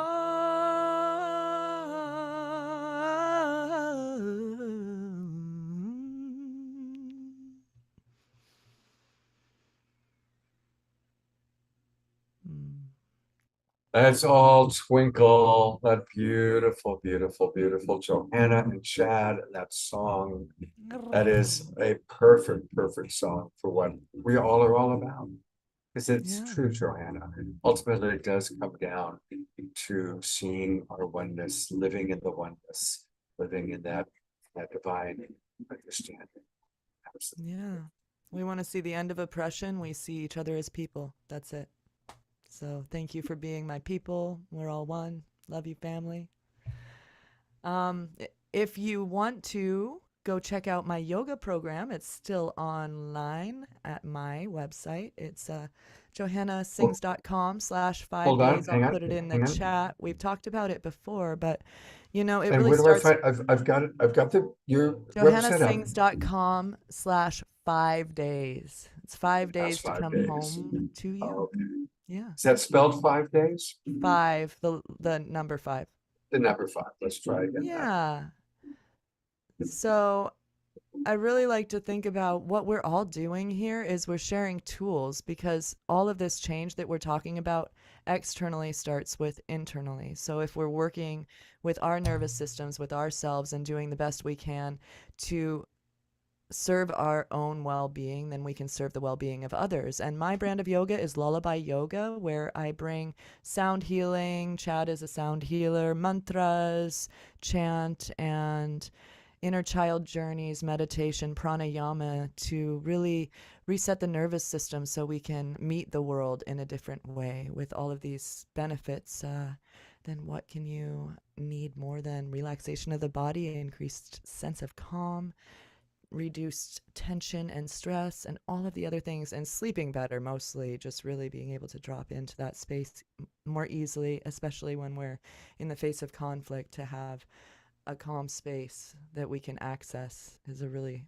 really important thing. And that's, I think, what we're all doing as practitioners, healers, and people who are sharing in this community, is helping each other, as in one of the words of one of our great teachers, Ram Dass, walking each other home. So thanks for letting me speak to that. But thank you, Johanna, so much for being such a big part of Global Peace Tribe.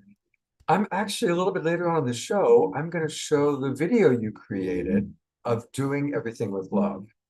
So if you stick around, get a chance to see it. It's a great video that that I had the idea and you ran with it. So everybody, we've got a great video coming up with Johanna. We also have a wonderful video with Larissa coming up that Larissa will share with us. So as always, weaving music and presentation. And it's my honor to introduce everybody to Sylvie. And Sylvie has put together a beautiful, beautiful program, which we are in strong support of. Welcome to the Awakening World. Sylvie, it's good to see you again.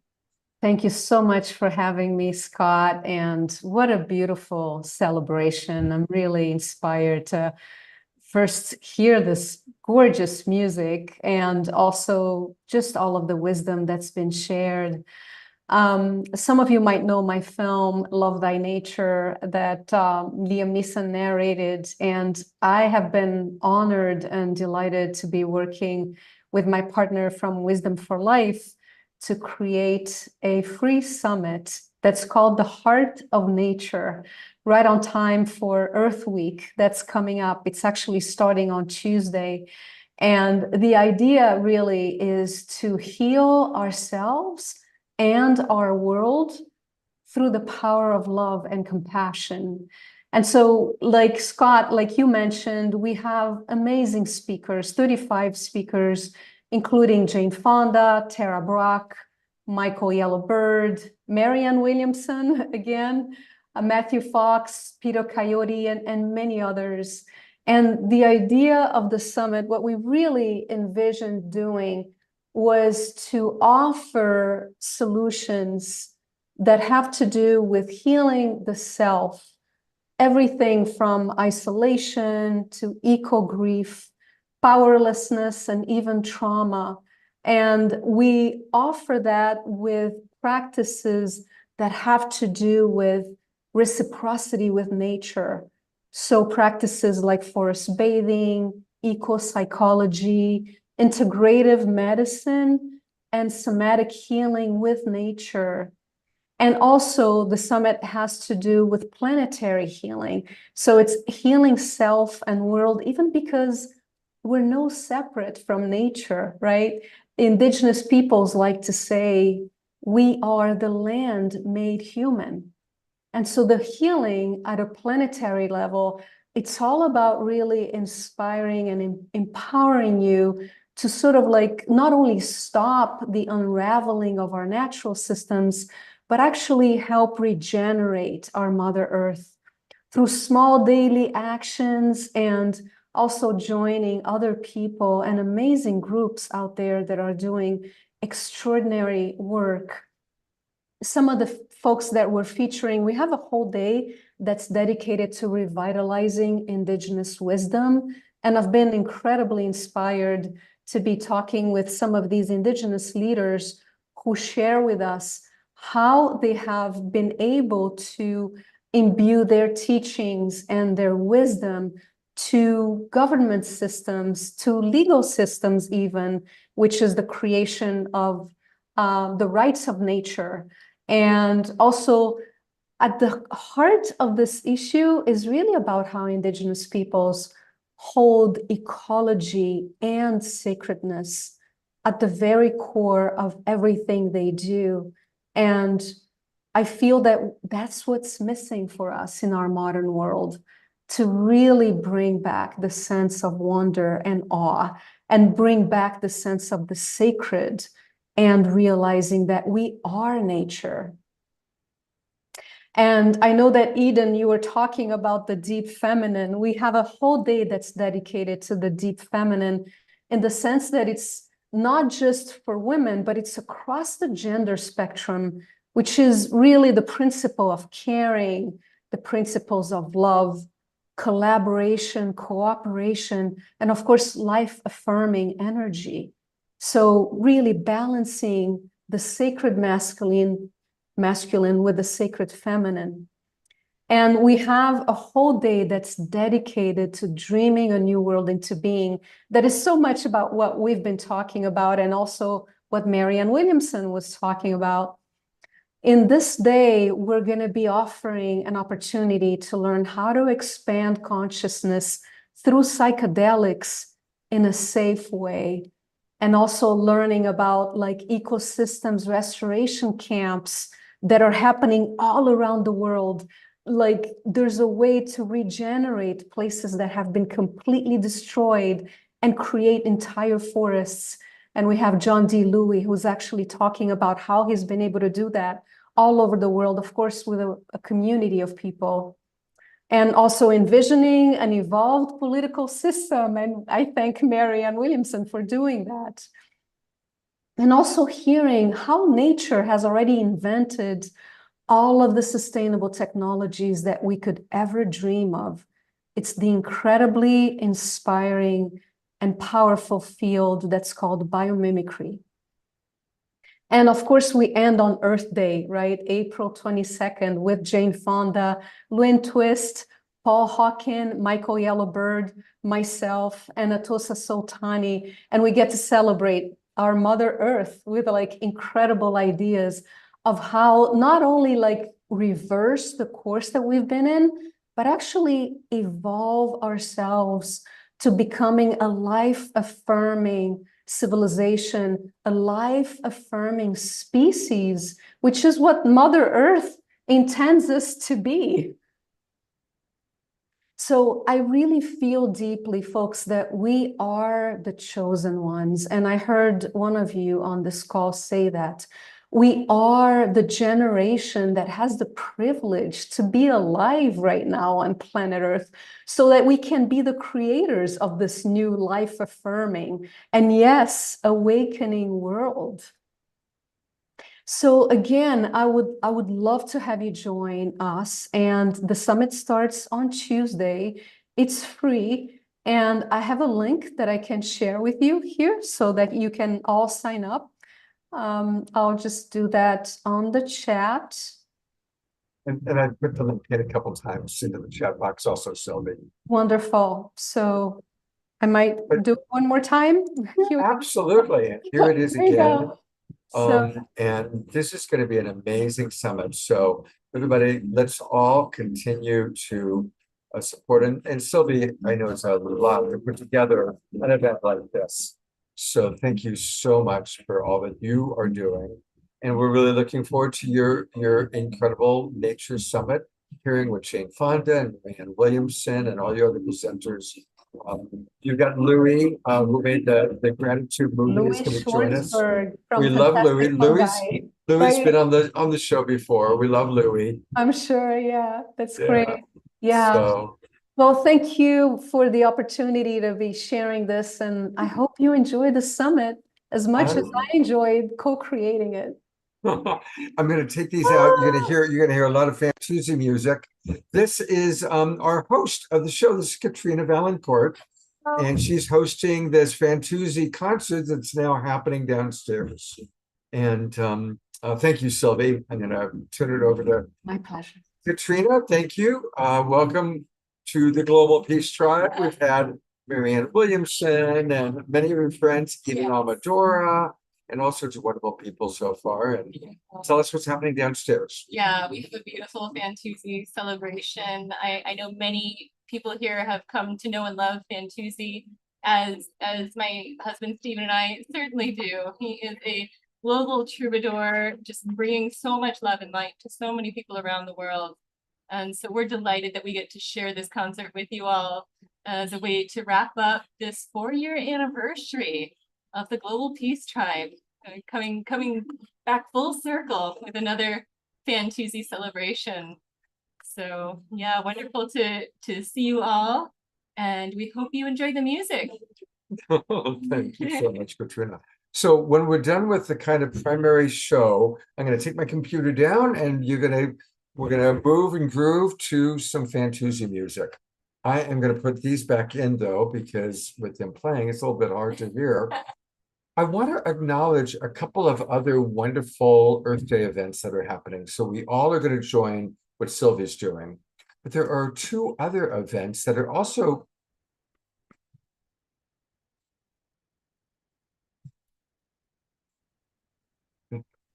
and I'm wondering why I'm getting my own echo. I think somebody maybe was playing me. Whoops. No, we don't want that. So I'm going to mute everybody. So hold on, everybody, because I'm hearing an echo.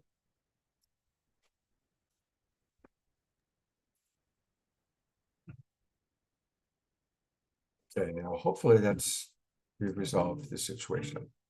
All right. I want to acknowledge what's happening on April 20th. There's an Earth Day celebration going on that's going to feature a lot of our favorite people. Christian Hoffman and Charles Eisenstein, beloved brother Chief Phil Lane, who was just on the show last week, Bruce Lipton, and many others. It's put on by Mitchell Rabin. Mitchell was at the show in the Zoom room audience tonight, although I think he's gone now. So that's on Saturday the 20th. And it's great because you can watch that at 4 o'clock Pacific time, 7 o'clock Eastern. And then as that wraps up, our Saturday night show will begin. And then there's another program, and I want to acknowledge Andrew Kane, who's in the audience right now. Andrew's came to our Los Angeles retreat, Global Peace Tribe retreat, and he's got a World Peace Earth Day celebration going on. That's going to be on Sunday, April 21st. And he's got some amazing people lined up for that. Look at all the people who are going to be involved. Our good friend Rick Olfick, many, many others. So thank you, Andrew, for putting that together. And we certainly want to support both of these events. And we're going to do an Awakening World show on April 24th with the theme of Every Day is Earth Day. So not just celebrating up to, but continuing the celebration afterwards. So again, thank you, Sylvie. Thank you, Andrew. Thank you, everybody, for all that you're doing. I'm going to go back to Tangela for a moment because she's got some really important stuff happening. Now, those of you who have been watching the shows recently, you've seen all about Soul Search TV. But what you don't know is that Soul Search TV has now expanded, and after bringing all these great presenters to the world, the best is yet to come, and the best is Tangela herself. Tangela herself has a wonderful new program called the Enlightenment Experience. And I think we have a trailer here for it. I want to make sure it's going to play okay. It is. So we're going to talk to Tangela after we watch her trailer. Let's take a look. How do we get there? Is enlightenment possible for someone like you or me? For most of my life, I thought enlightenment was only reserved for a few chosen ones. But we no longer live in a world where we have to cut ourselves off and retreat to a mountaintop cave to reach nirvana. Enlightenment is within our reach in the here and now, and there are infinite ways to get there. Join me as I sit down with the leading spiritual teachers of our time to dive into and explore the Enlightenment Experience. Together, we discuss how enlightenment is our collective journey at this time of humanity's evolution, and we explore tools, tips, and practices to support us on our own personal enlightenment journey. Each one of us can experience enlightenment in the midst of our human experience, and it is our divine birthright to do so.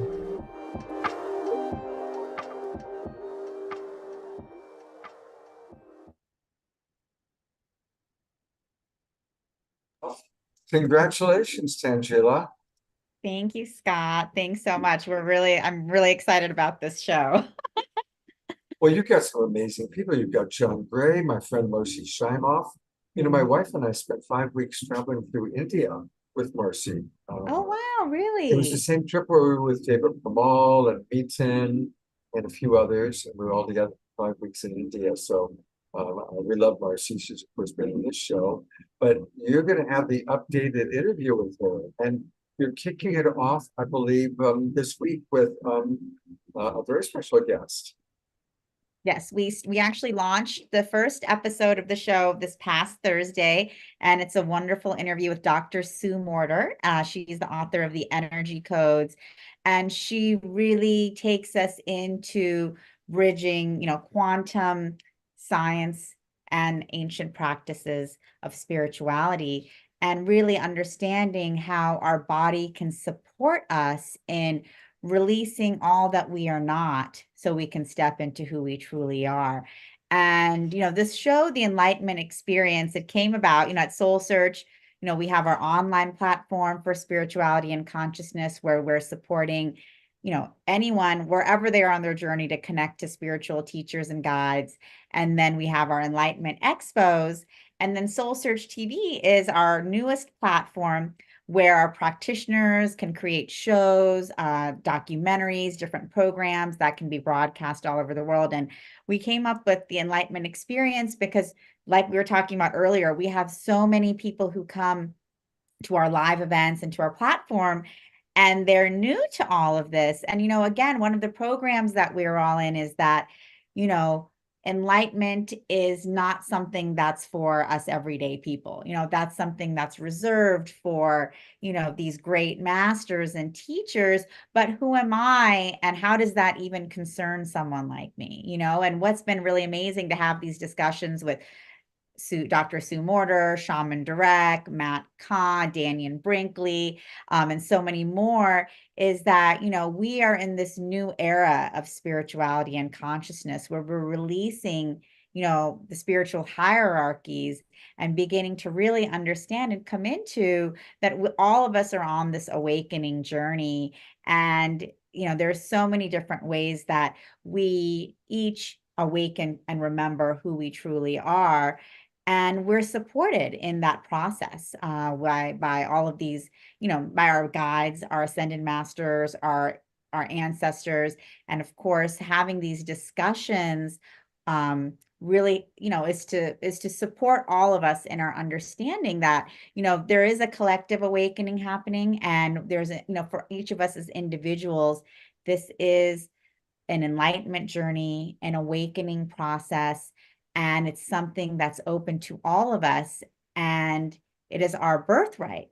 And we have so many practices, teachings, tools that can really support us. And so whether it's a breath work practice, whether it's yoga, whether it's music and dance, there's so many different ways that we are supported. And it's really to open up this conversation in a way that's inclusive for all of us. So there is no more hierarchy of this person can reach enlightenment, but not me. And this person can reach it and not me. This is that we're all on an awakening journey together.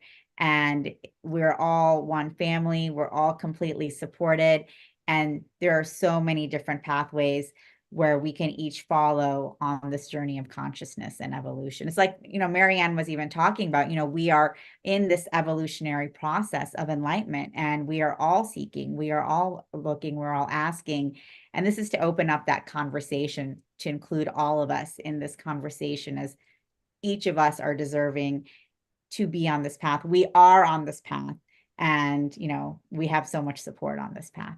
So it's a great show. I hope you guys can all tune in. All you have to do is go to soulsearch.tv if you want to watch it online at home. You can also watch the channel on your TV. Our channel is available on Roku, Amazon, Apple TV, Android TV. So you can just download the channel on your TV, or you can also download our mobile app, Soul Search TV. And we have many different original series. We've had a lot of amazing guests on this show. We're launching, I think, 4 new original series this month and many more to come. So definitely come in. And I think, Scott, if you go up and you press on demand, I think you can go down to, you can scroll on the shows, and, yeah, so if you go down, there's just the trailers. If you keep scrolling down, there's a bunch of our other shows. I think you guys have seen Ashita and Asil.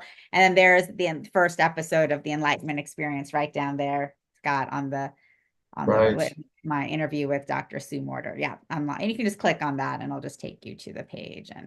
And so, our channel is free, so there's no subscription required. You can tune in, and definitely tune in for our whole series. We have a new episode launching every Thursday.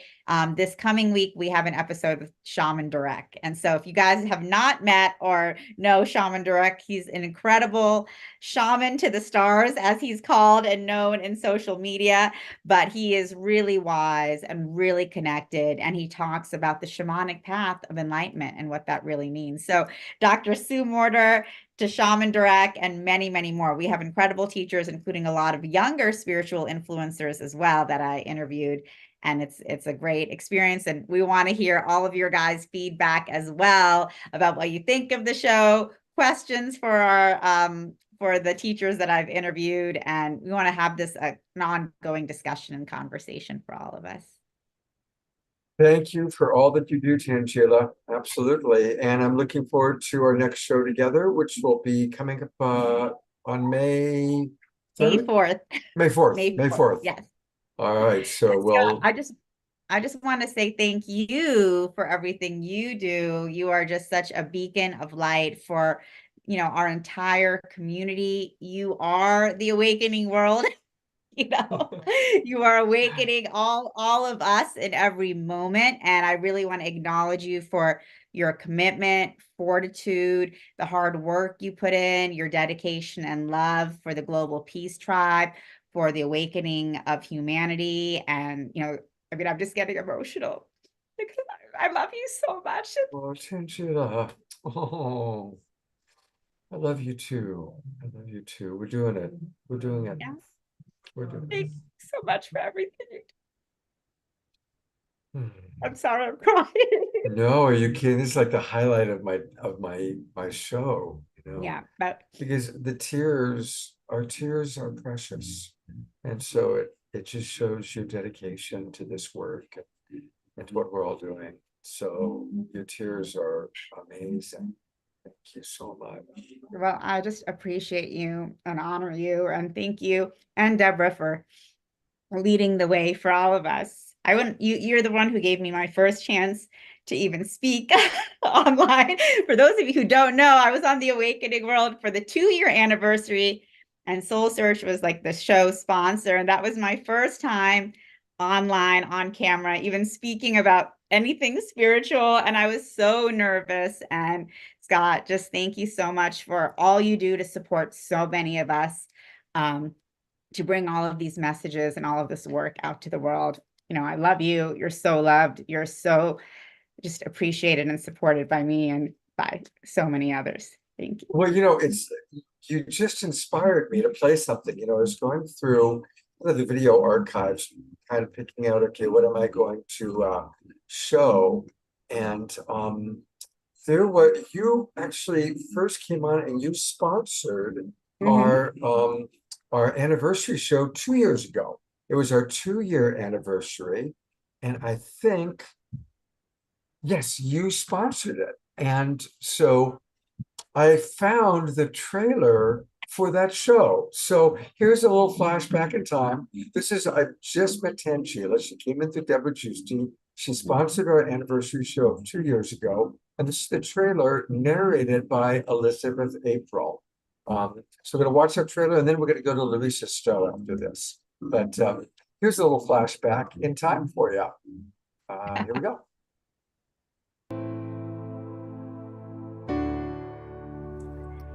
By April of 2020, the majority of the world had become a completely different place. What are your primary memories of that spring? Lockdowns, masks, isolation, scary news reports? Well, I've got another memory for you.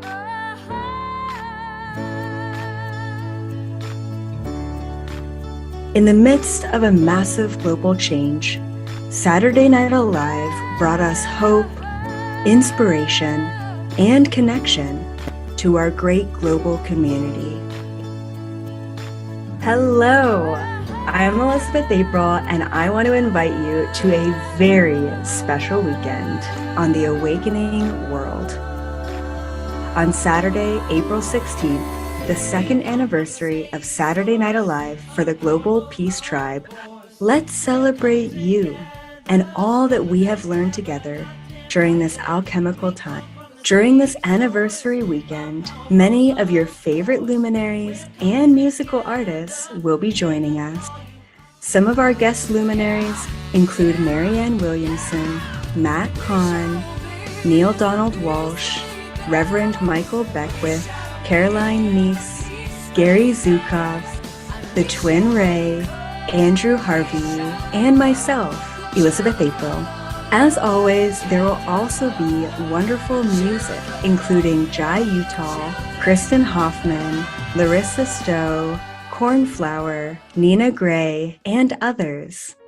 Our higher selves know that we are inherently interconnected and that what affects one part of the globe has the potential to affect the entire planet. Saturday Night Alive led to a global peace tribe coming together for 111 weeks in a row and are still going strong. We are truly one family, one planet, and one global peace tribe, helping to usher in a new, beautiful future together. Join us for more enlightening media during these exceptional times to keep you encouraged, connected, inspired, and uplifted.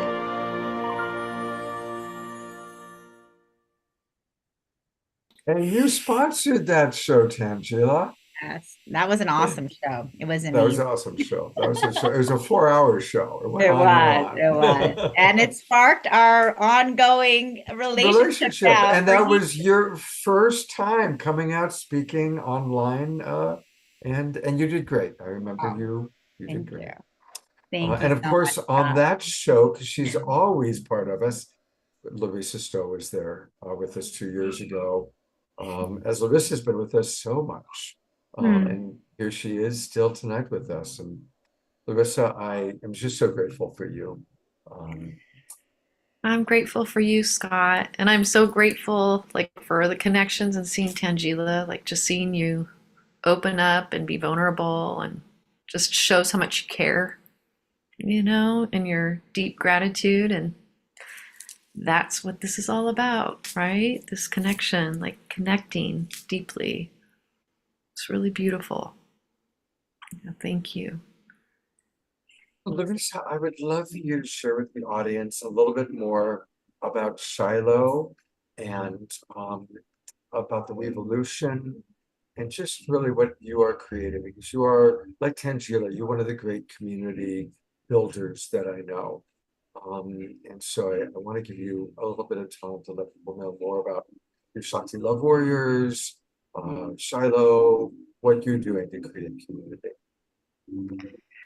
Well, like a lot of people, like there's been so many of us that, pre-pandemic, for many, many years, we have been receiving these downloads about needing to really find land with water. I was one of those people about 20 years ago that started receiving these messages.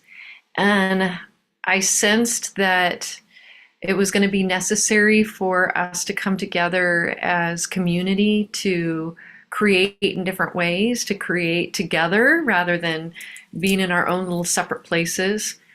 And I was very inspired. So on one hand, I was seeing that it was going to be necessary. I was like told that by my, what I call the frequencies, that water was going to be worth more than gold in the future, and that it was going to be necessary for us to become more sustainable, self-sustaining, and that we were going to really have to come together to take care of each other and go back to our roots of more of that indigenous of sharing and weaving together and lifting each other up. So like it was really interesting, like when the pandemic hit, it got louder and louder and louder, like the voices, like it's time.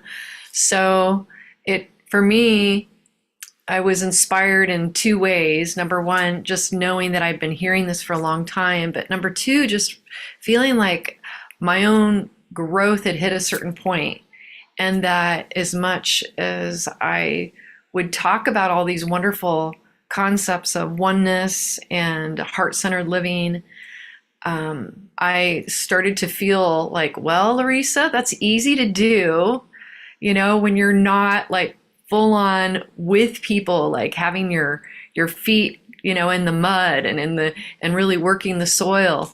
And I felt like I needed to up-level myself and really put my, put my words, into actual embodiment, to embody what I was saying. So I just knew it was time.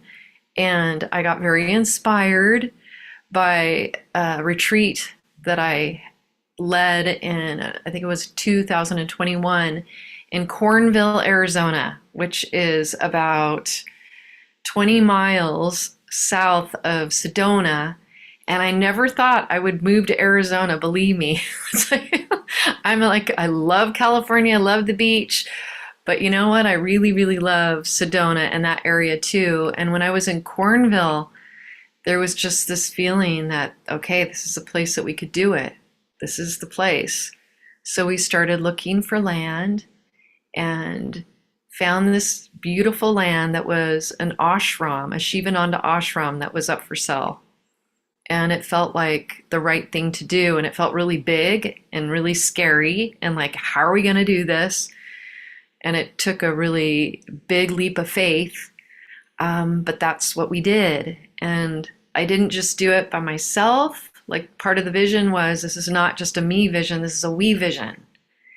And to do it alone would not be really what the vision was about, because the vision I've been called to really step into this place of linking arms and hearts with my community and believe and trust in my tribe. And even though we hadn't done anything like this before, it's like, getting married to one person is enough, like much less getting married to a community of people. It takes really big faith and dedication and commitment. But that's what my spirit really was called to do, because I believe that this is something that's necessary. And while I know that I don't have all the skills in the world, to do this gracefully every day, it felt necessary and a part of not only my own evolution, but the evolution of the community. And so we're learning. It's like it's in process. It's an experiment of truth. And Gandhi talked about that. And I was very inspired by Gandhi, with his ashram, and he called it an experiment of truth because he didn't know either, there's no book out there that says this is exactly how you do it. We're still learning as we go. And so it's incredible, and it's necessary for where we're going. And I'm very grateful and very humbled by the experience of it all, and also really excited. I'm just so grateful to have this opportunity, and so grateful that the 6 global agreements were something that already were created by myself and others in the community, in the We space. Also very much inspired by you, Scott, and your work in the world. That these 6 global agreements have given me a place to stand. We have them framed. I didn't even frame them. One of the people who lives there, Pamela, she framed the 6 global agreements, and you find them in the bathroom, you find them in the living space. And it's like a foundational cornerstone of how we agree to communicate with each other. And when there's conflict, and there has been, people have different ways of seeing things, and it's inevitable. And as a community grows, there's going to be more opportunities for people to have different viewpoints. So how we express ourselves is key to how we are able to create from love, to live in that heart-centered, inspired place. And these agreements, they make all the difference in the world. So I'm so grateful, and I'm so excited to share Shiloh with the community, because it is truly a we space. And it's not only for me and the retreats that I'm excited to share with the world, but also for the luminaries in our community. It's a space for others to share their visions and their teachings and their insights, because we're all given very unique, medicine to share with the world. Each one of us has a special little thumbprint.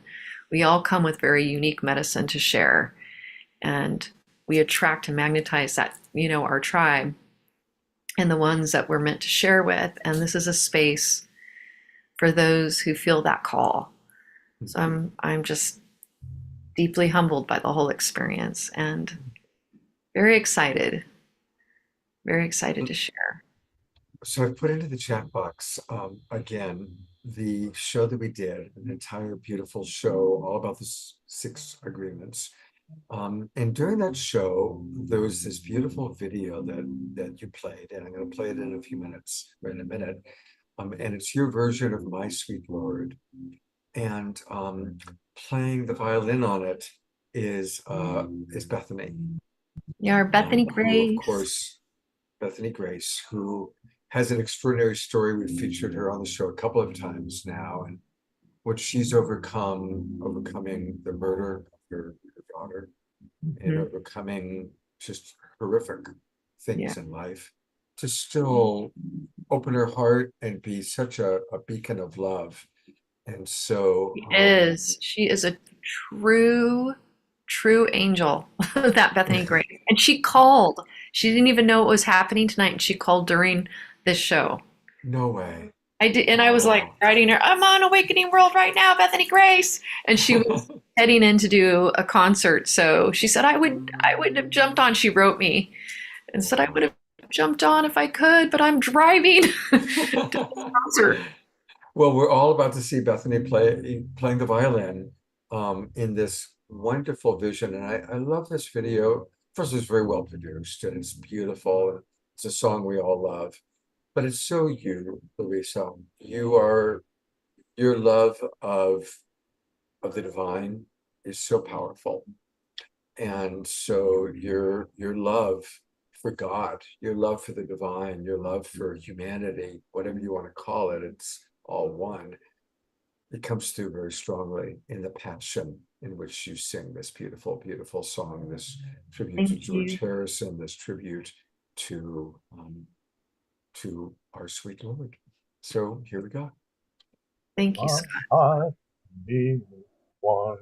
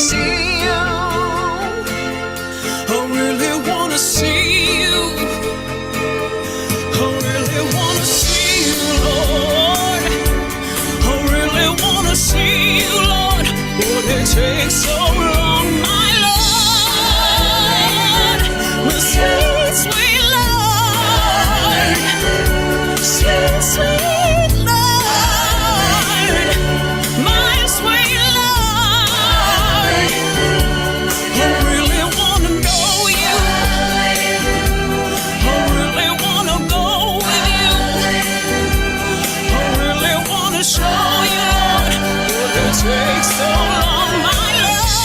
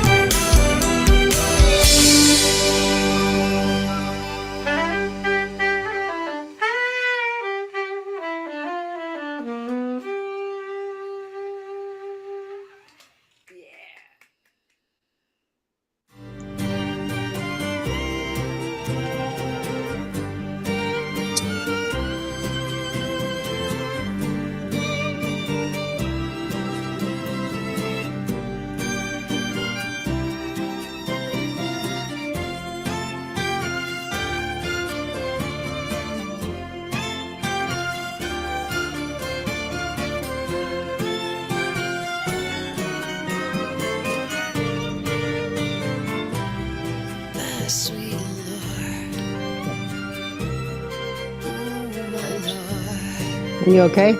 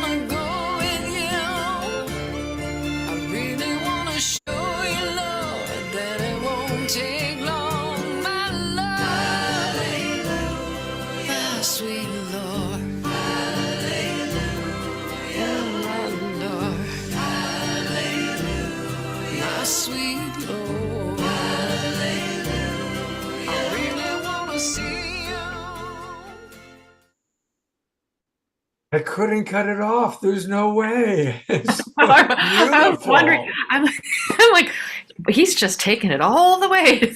I know. How could I cut off? There's no way. So, we got to see Paramahansa Yogananda, who was our master that brought us all together anyway. Yeah. But I thought I'd add Johanna and Tangela, because I know you are both great lovers of art. Isn't that a beautifully produced video? Absolutely amazing. It was so beautiful, Larissa. Just the entire thing, gorgeous. And your voice, of course, is incredible. And you're bringing through the, love of the divine in such a beautiful way. And all of the musicians just coming together. Each one was so incredible. So the way you weaved all of that together, I'm getting chills just thinking about it. Thank you. Thank you, but I can't take the credit for weaving it all together. That was Bethany Grace. She was the one behind the scenes, bringing everybody together. She brought everyone together. Her Hutchins string quartet, the Hutchins, she brought all of them and brought Shakti Tribe. So it was really incredible. Yeah, was the visionary, just like Johanna created that video that brought everyone together. Yeah. So I just got to show up and just sing and host the space of my temple to have musicians come and utilize that space. It's a weaving. That's what we're doing here, right? I haven't had a chance to read many comments from the audience, but I am going to read a few. And Margie is asking about more information about the Shiloh community. So maybe you can put something in the chat box there.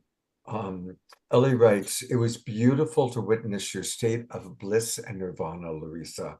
So connected with the divine. Beautiful. I agree. Watching you dance in that video is one of my favorite parts of it. It's so beautiful. Ayada writes, Scott and Larissa, that song was powerful medicine. I just felt lifted off and into the ecstatic state we all sometimes touch into. Bring it on.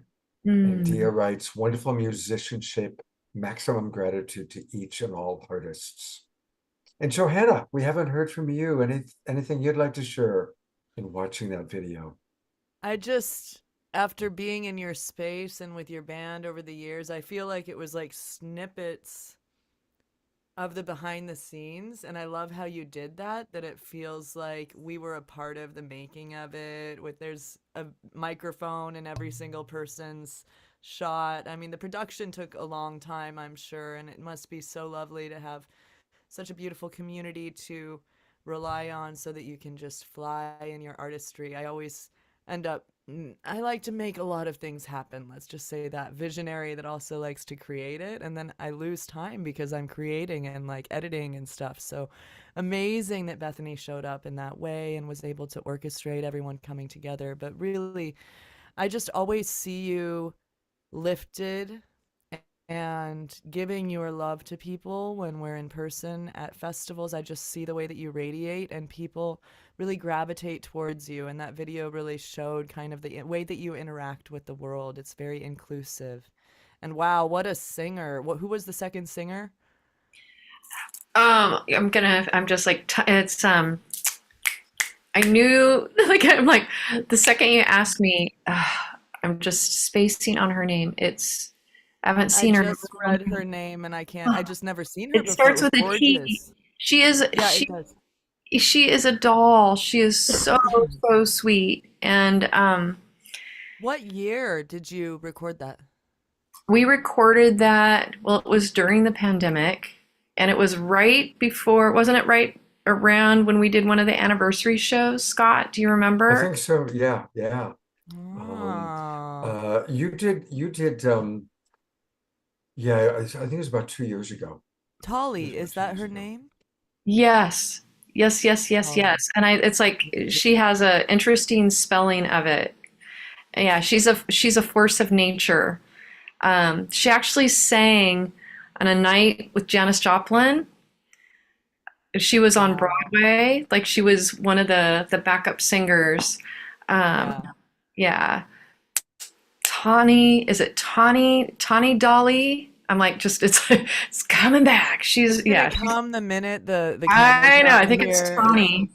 And it's like, it's yeah, so funny because I was like, Tangela, with Tangela being here, it's so like close to, it's like, that's why my brain went, because it's, yeah.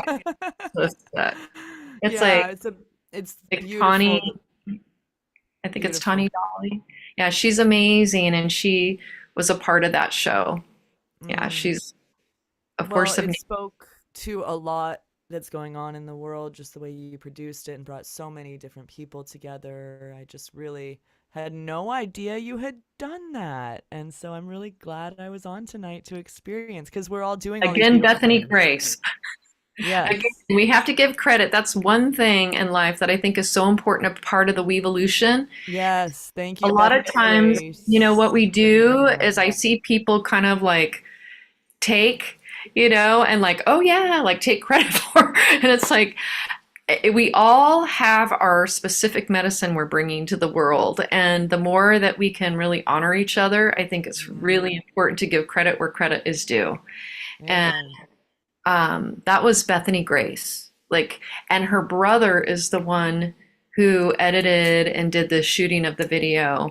And she was like there. And then Benj jumped in, you know, who's in Shakti Tribe, and he really jumped in and helped with some of the behind the scenes production of the sound of the recording of it as well. He got involved in that.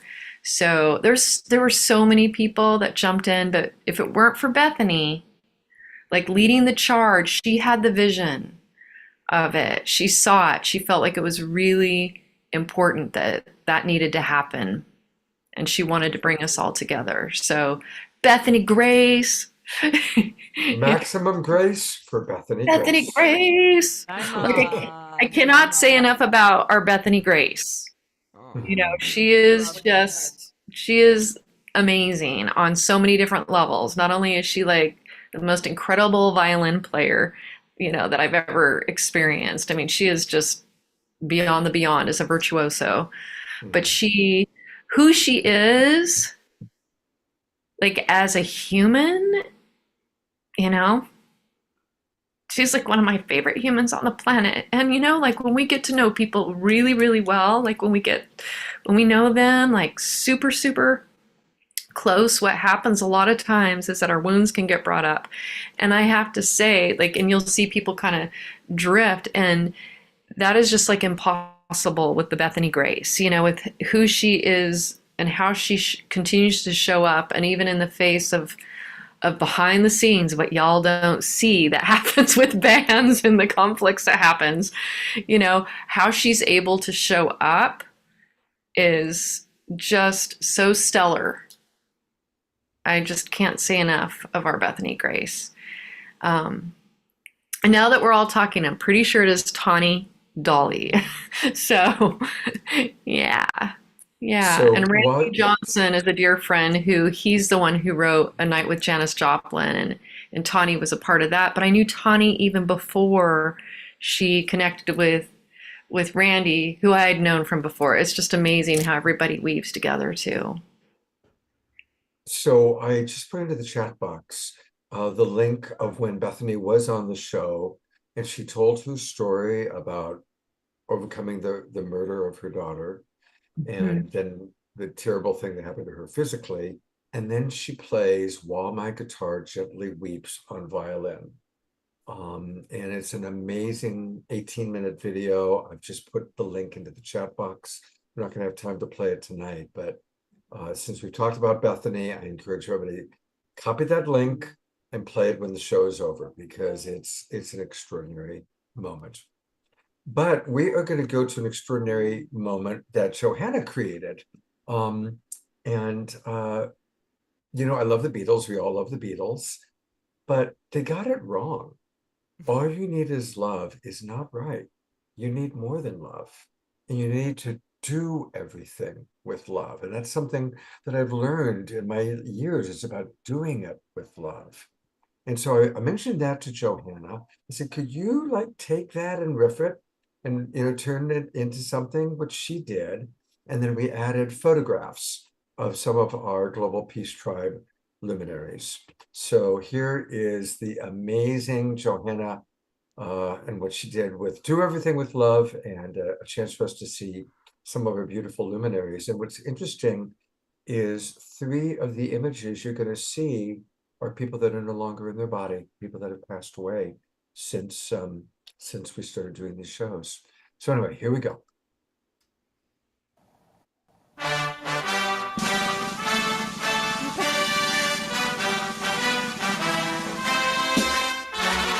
Do everything with love. Do everything with love. Do everything with love. It's easy. Do everything with love. Do everything with love. Do everything with love. It's easy. Do everything with love. Do everything with love. Do everything with love. It's easy, yeah, yeah. Do everything with love. Do everything with love, yeah. Do everything with love, love. Love, do everything. Do everything with love. Do everything with love. Do everything with love. It's easy. Yeah. Do everything with love. Do everything with love. Yeah. Do everything with love. Love. With love, do everything.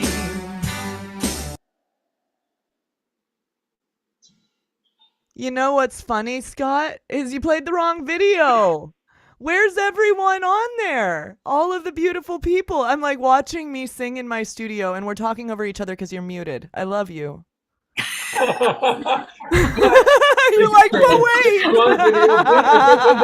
Fantuzzi's in the house. Hey, brother. Oh, hi, family. Oh my God. Fantuzzi. Oh, hey, brother. You guys, we're still here. We're still here. Where's your show? Are you done singing? Your No, show's we over? just stopped to eat cake. I said, let them eat cake. Oh, nice. And I've been touring with Mr. Krishnadas, selling out 4,000 people halls, and it's wonderful to be on. Spotlight's not on me, it's on him, and I just help him out with percussion. Yeah. Beautiful. Stressful, you know what I mean? So fun. Look at Jack. Congrats. Some of your friends that you know that are here with us. There's Connie and Jan and Tangela, of course. And my God, how many times have you played at festivals with Johanna and Larissa?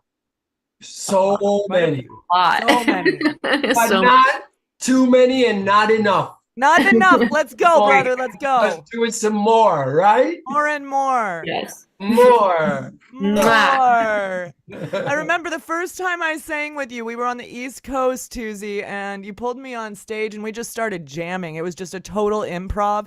No one knew what was happening, and I was like, this dude's my guy. Like, we can jam all night long, so let's do it again. Yeah, you Bring guys it gonna with be a at Bhakti different Fest vibe. this year? Bhakti Fest? No for me, but I don't know about you. Are you going to be there? I'm not put my name on the thing, so I guess so. I think I might. Fantastic. I'm going to be an aunt and my dog's old, so I'm at home right here in the studio making new music that we can all listen to later. Oh, Aren't you excited for new music? It's the other stuff sad, whatever, but you know, to be present for that's really important. Yeah, and I'm doing a Love Warrior boot camp in Hawaii on my land. That's right. We're gonna do Right on. yoga, meditation, dance, sing, all that good stuff and more. We got it ready. We got it ready. We got it ready. I've been working for 5 months over there. Oh, you've been doing that. Johanna, there she is. But I wanted to make sure everybody could see you and Larissa. And of course, Larissa has her Shakti Love Warriors. Can you talk about Love Warriors? Yeah, really? Yeah. Is that fun? You know, it is a universal thing to be in a body and to choose to be in a body and to be the love is truly a love warrior, isn't it? We are warriors of love. That is for sure. Yeah, we have to be bold as love and be fearless and be present to serve, like Hanuman, like Hanuman, be strong, be devoted, right? Yes. So have all that, unified, and especially now with all the craziness that is going on in the world. Yeah, more so than ever. It always is, though. It's all about that. It's all about embodying it, making it real through being the love, right? And doing everything with love. Oh, thank you for that song. I enjoyed it. It might not be what you expected, but man, it was great. Hey, I just like to sing. Well, thank you, brother. I'm sorry that you aren't singing for us right now, but I know you're on a break, so I won't ask you. Yeah. You're yeah. gonna sing? Yes.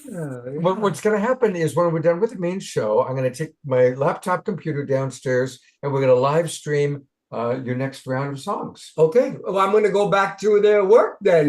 Get the boys, crack that whip. We've had them eat enough cake. We're time to get back to work, which is Love Made Visible. Yeah. Working. Do it all with love, brother. Yeah. Love you. I'll be down in about 10 minutes. Hey, Khalil, how are you? Good to see you. Fantuzzi's son. What up, everyone? Hello. Hi.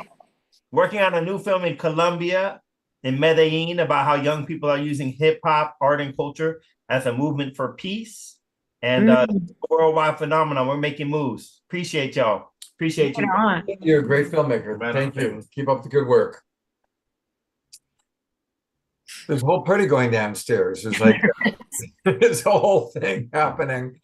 And isn't it amazing? It all started with the Fantuzzi thing and our anniversary, and it's a spirit thing. Yes. It's like we were talking about. It's like the finger of God or the hand of God, just showing how everything is in divine alignment and divine timing. That there is this plan, there is a sacred journey that's unfolding and it's on time. Yeah, absolutely. Well, since I'm going to get down this soon, I'm going to conclude with one last piece because there's one other very important person who I would not still be doing the Awakening World if it wasn't for Omar Shah. And our beloved brother is down in England with his mom, but he sent a message to us. And this is from a couple days ago. As we are celebrating all the wonderful co-hosts that have been on our shows, well, then comes Omar Shah. And Omar Shah has brought so much love and so much dedication to this show. I don't know if I would still be doing the Awakening World if Omar Shah hadn't showed up. And he's showing up even on our anniversary show, even while he's in England taking care of his mom. Beloved Omar Shah, we love you. I'm so grateful, Scott. And as you speak, I have tingles going up and down my spine because it's when the frequencies are right, we don't even have to put out to the universe who to come in contact with, because we just get drawn together. And I know that has happened for all of the participants, all of our beautiful family on the Awakening World show, and all of the guests that come onto it, and thee and me. It's just a resonant frequency, and this is all about awakening, 100%. It's the real deal. There's no turning back. It's not a practice.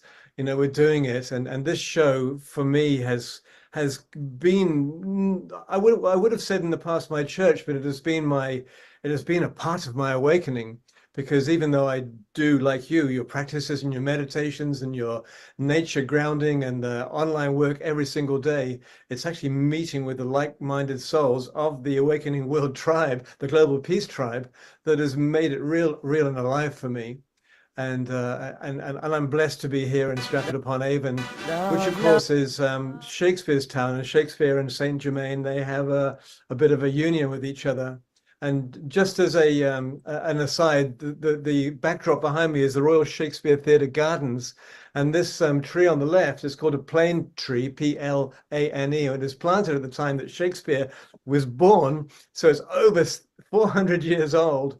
And just on the left of it is the very flooded River Avon. It was amazingly flooded, so flooded that they couldn't hire the rowboats out there, because the rowboats would go downstream, but they wouldn't be able to get back upstream again.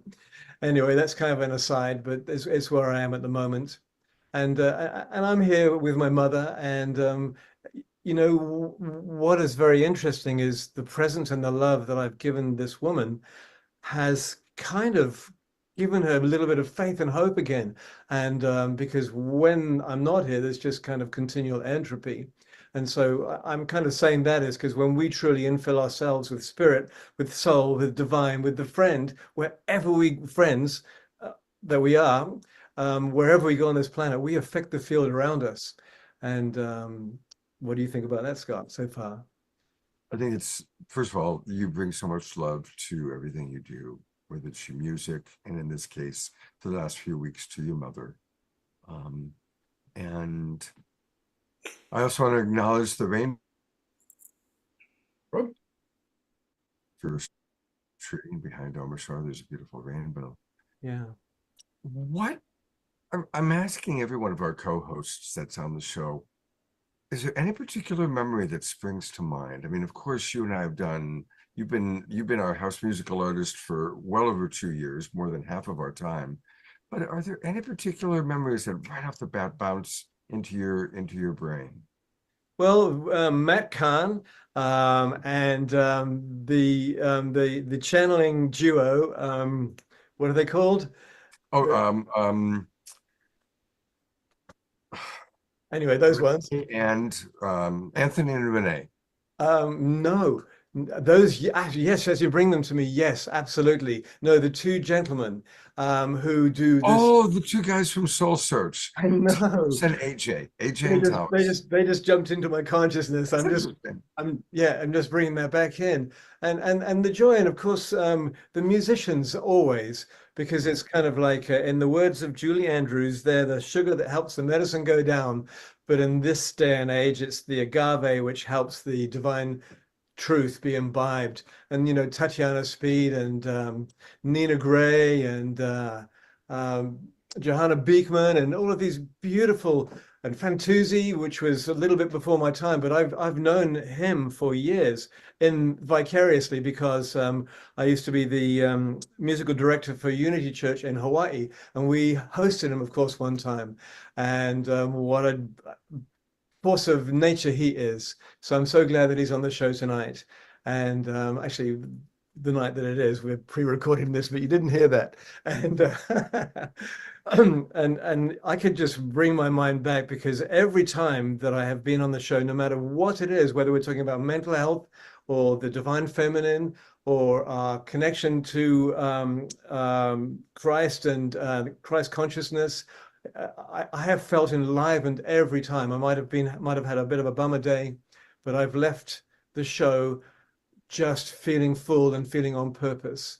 And I know that as it will continue, and it is continuing. And we do need help. We do need someone to lean on and someone to be for instance, help the show further itself. And I hear that you possibly wouldn't have continued the show if I hadn't turned up. And I'm grateful for that acknowledgement, because holy smoke, what a praise for me.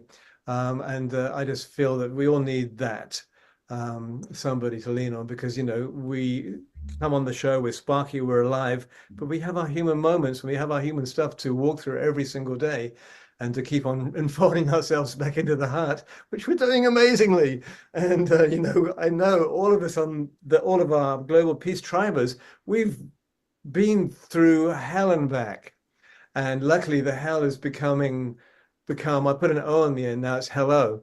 And right, because it's not, because we're realizing it's a choice. It really is a choice, even though we're undergoing some major things. It's a choice how we approach it and how we respond to it. And so I'm grateful for. He concludes by saying how grateful he is. I know they're going to start playing in a moment. I want to wrap up. Tangela, did you overhear that he talked about Yes. Tom and AJ? That was awesome. That's what we love, right? We love introducing all of these new amazing practitioners to the community, right? That's amazing. They are amazing. And I'm so happy that Omashar was, was so impacted by them. It's incredible. Yeah, I'll have to let them know. Of all the guests, we've had hundreds of guests, Thomas and AJ, who jumped into his head. So that's pretty beautiful. Beautiful. Well, what I'm going to do, I want to acknowledge one other person, and that's our wonderful friend, Jerry Anderson, the wild monk of the Mystic Monastery. And we're going to do really do a big feature with you, Jerry, on an upcoming show where we can talk more about what you're doing with the Mystic Monastery. So I see you there and I want to acknowledge that. But while Johanna is here, I'm going to play the proper video. So you get to hear her again, but get to see this time some of the faces of our beloved Global Peace Tribers. So one more time, we're all now going to be singing this song for the rest of the night, right? Here we go. Love, love, love, love, love. Love is everything. Love is everything. Love, love, love, love, love. Love, love, love. Love, love, love, love. Love, love, love. Oh, oh, oh. Nothing you can do that can't be done. Nothing you can sing that can't be sung. Nothing you can say, but you can learn how to play the game. It's easy. Do everything with love. Do everything with love. Do everything with love. Love. Love is everything. Nothing you can make that can't be made. Nothing you can save that can't be saved. Nothing you can do, but you can learn how to be you in time. It's easy. Yeah. Do everything with love. Do everything with love. Do everything with love. Love. Love is everything.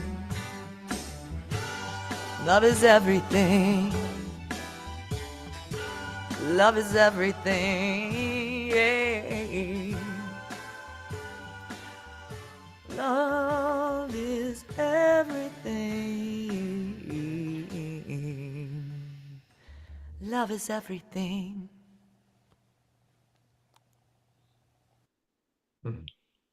Love is everything. It's seeing all those beautiful beings, so many wonderful people, and the sadness that 3 of those faces are no longer with us. So it's just as a reminder that life is precious. Life is absolutely precious. And each and every one of you are precious. Thank you, Tangela, Johanna, Larissa. And I'm going to go to gallery view because most of all, thank you, Global Peace Drivers. Even those of you that are still with us, we still have about more than 2/3 of our audience from tonight are still with us. So thank you, everybody. Whether you got your camera on or not, we love you. Each and every one of you are so special. Adora, I want to acknowledge you for always dancing. Adora's always dancing. And so she is awesome. Karen S., who was with us from the very first show on. She's only missed one show in all these Saturday nights.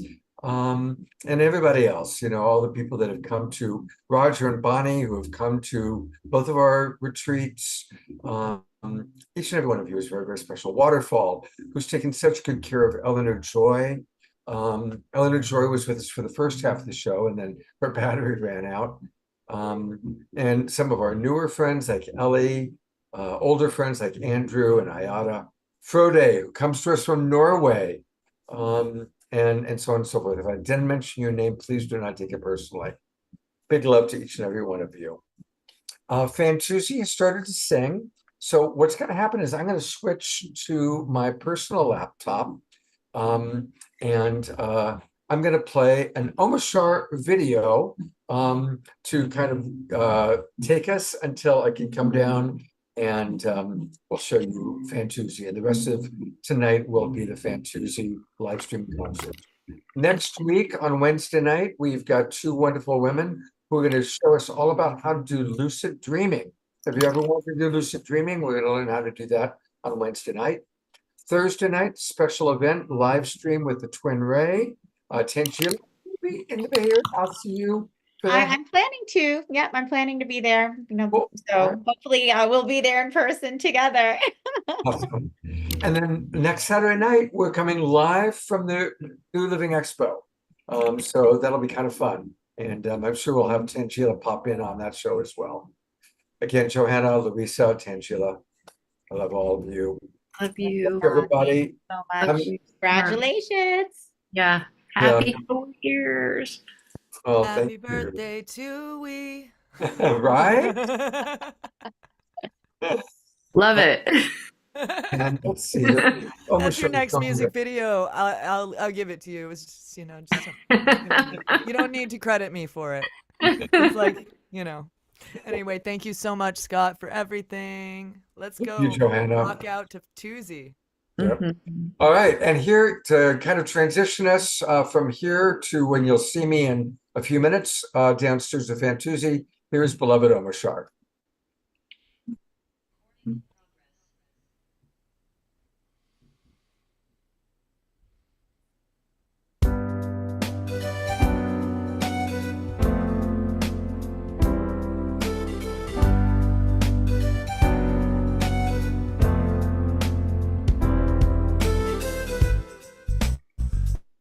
Another dawn, another day. Innocent child coming your way. I've been wondering about my life. Oh yeah. Wondering about my state of mind. But then I heard, who is it for? If not for yourself,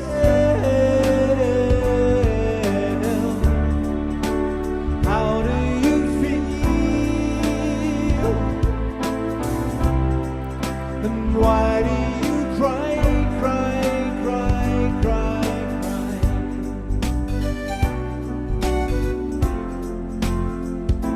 Shooby-doo-wop,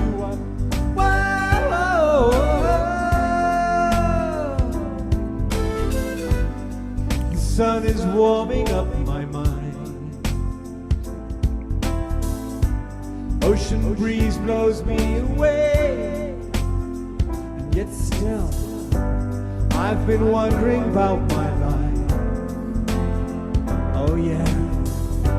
Wondering who will take my place. But then I heard, who is it for?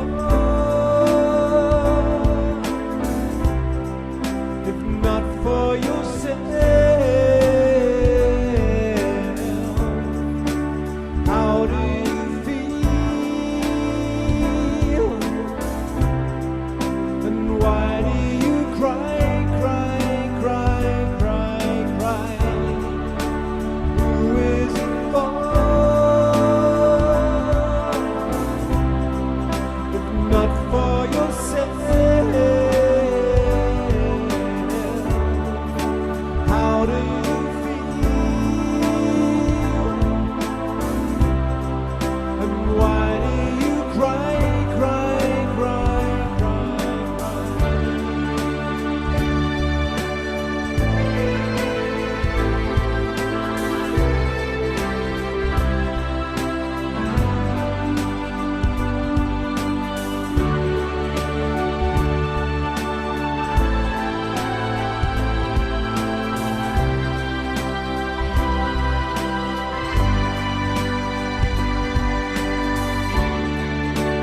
Who is it for? If not for yourself, how do you feel? So come on, let's fly. Come on, let's fly.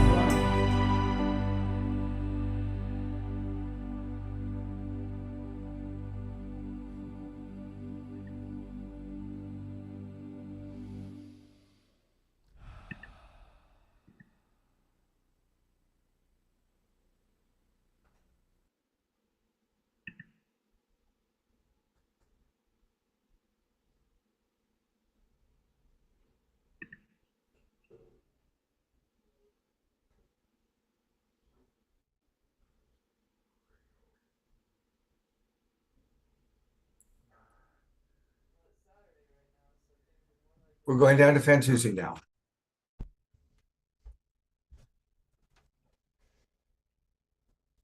No?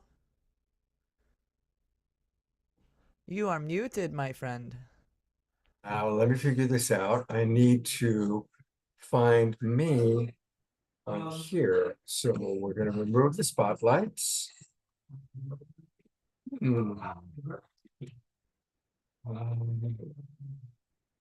Oh, I see what's happening here. Remove spotlight. Remove spotlight. Here we go. This is where we're going to spotlight. And we're going to now. Okay, here we go.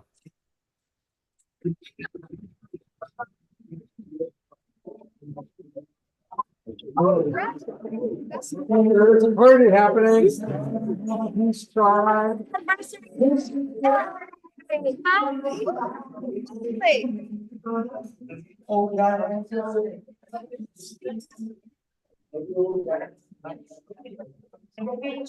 Yeah. But I don't need to push the edge in that way. Your background. Oh, right. Thank you for pointing that out. Choose virtual background. No, there we go. There you go. Now you got it. Point it out.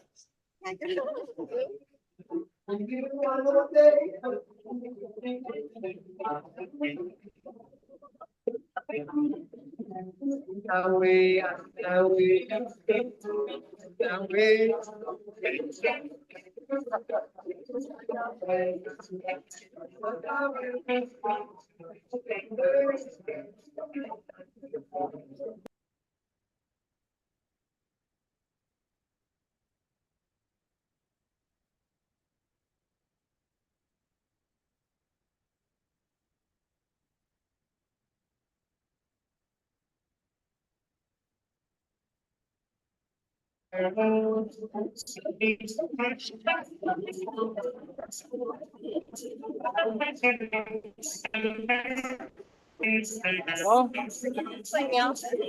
hang on. Oh, I see what I did about it. There we go. What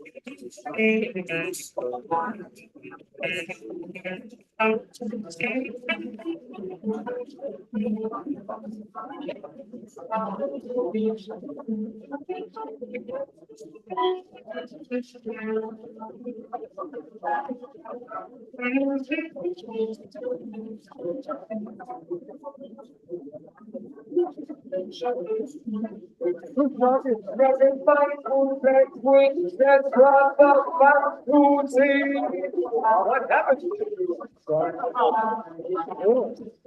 I had a neck brace, I guess. I pushed the edge a little crazy. He said, it's time for you to push the edge in two ways. I said, yeah.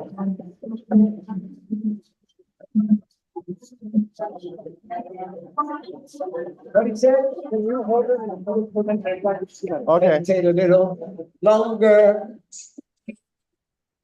Pray a little star.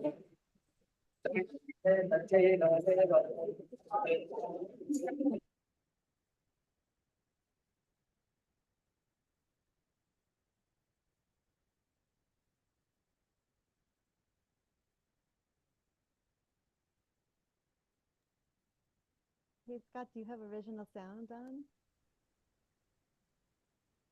I think it wasn't on, and so we couldn't hear it too well.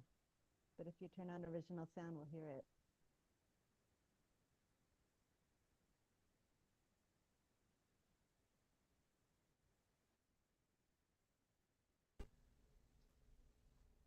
The video is muted that everyone is partying at.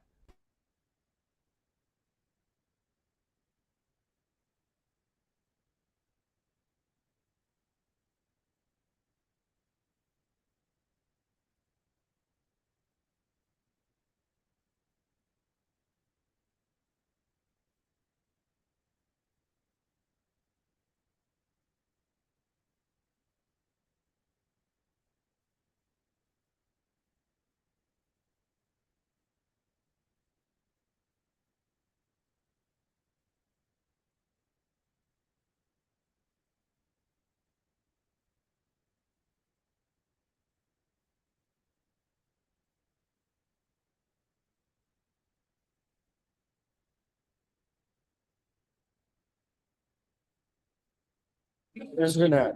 You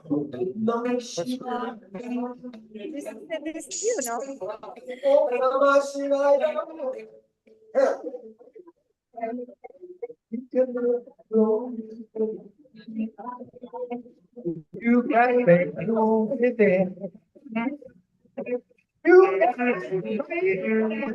it. You can make fuel with it. I'm gonna say the word.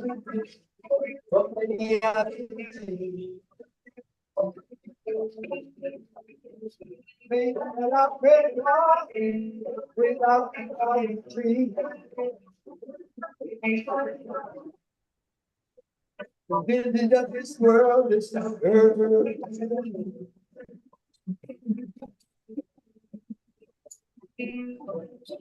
It's time to stop the war and make peace.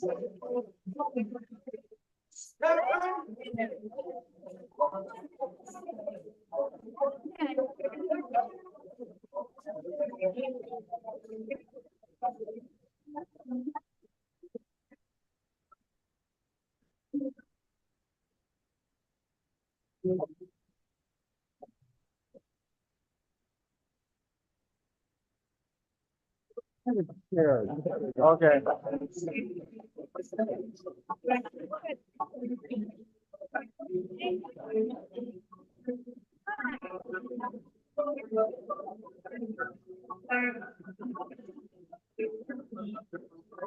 A little scar.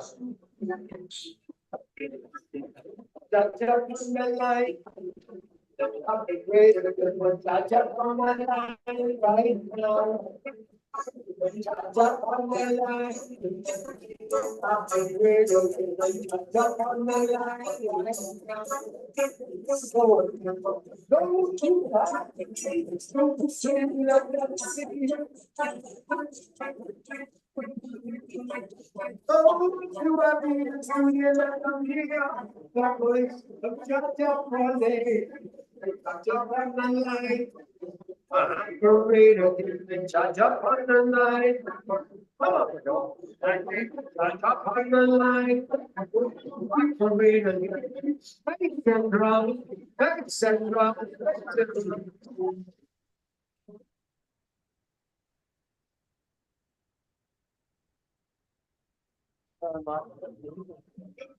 Oh, that was. I thought it was. Saturday Night Live. And it was in the beginning, so let it be in the end. A world without end, my friend. A world without end, without end, without end. And it's such a jump on the line. How to really jump on the line right now. I jump on the line. You're ready.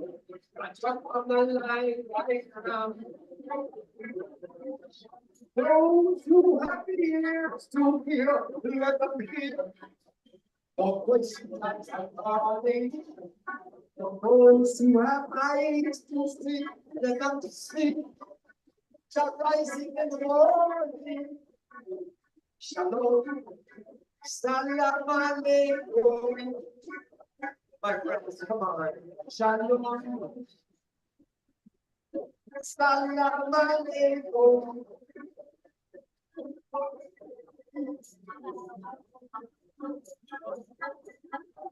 Pray for peace. Pray for peace. Work and live and die for peace. It's worth it. It's worth it. It's worth it. You're not there to see. It's worth it. But it was in the beginning, it's now, and forever shall it be. A world without end. Shalom. Shalom. Rastafari.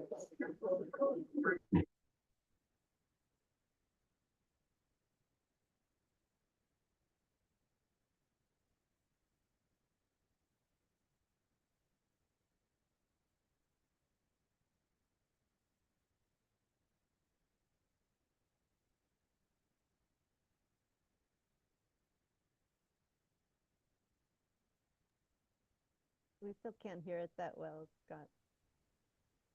It sounds like original sound isn't on, even if you might have it on. Do you have it on? Scott, we're not hearing the concert at all. Yeah, I don't know why that is. I keep unmuting it. Do you have original sound on? Hold on.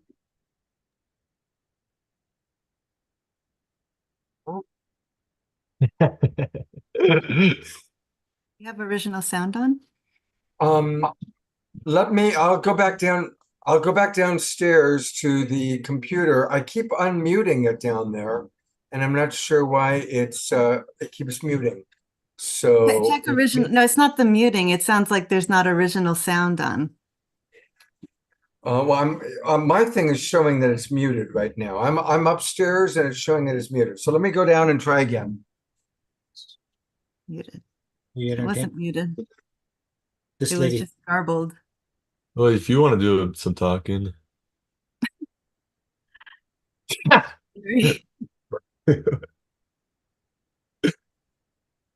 Maybe he couldn't hear me. I can, Yeah, can't mute it.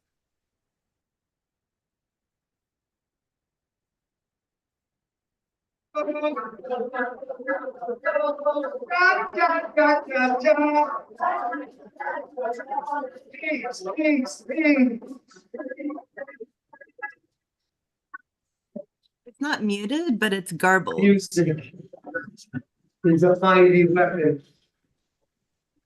It's a tool and an instrument for opening the way of the peaceful warrior. Amen. Ashe. Hope. My friends, you have the choice every time in your hands to choose peace or war. Choose peace so that you and your children will live. Choose peace, peace, peace, peace, so that you and your children will live.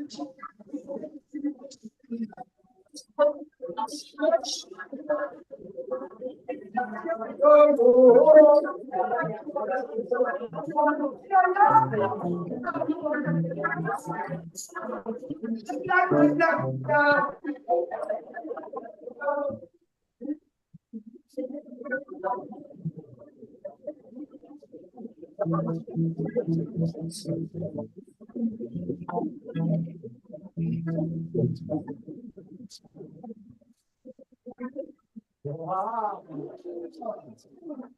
Wow, that was powerful medicine, guys. Shall we continue? Yes, yes. All right, well, we got a couple more. We got a couple more.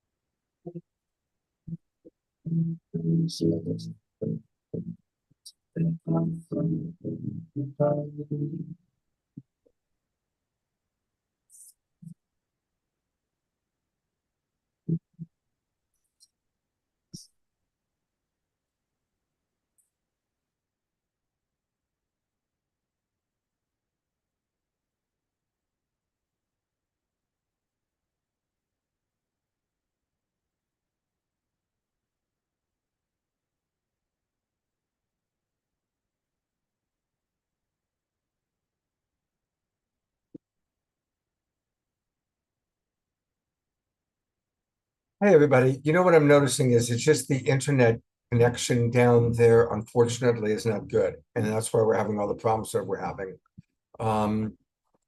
So try and remember everybody to keep yourselves muted, Jay. We've been hearing you a little bit. I'll try one more song. He's kind of wrapping up anyway, and it's been a long night.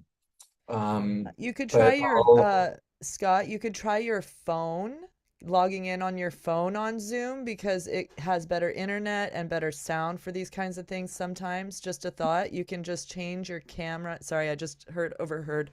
But you can Yeah, go no, that's a down to really good idea. go down to your video setting and then just change the camera to your phone, and then everything will go through there instead. And then you can take your phone down and live stream it. Does that make sense? So your That's a master very good idea. master is Everybody still else has to mute but Scott. Mute everybody but Scott. Yeah, but Johanna was helping me just then, so that was good, Lynn. I leave what she was surprised. She gave a good suggestion. So I'm going to give it a go. Yeah, and if you have any questions on how to do that, I'm happy to jump back on and let you know. All right, well, here, I'm going to do it right now. So let me open up my Zoom on this. Let's see the best way to do this.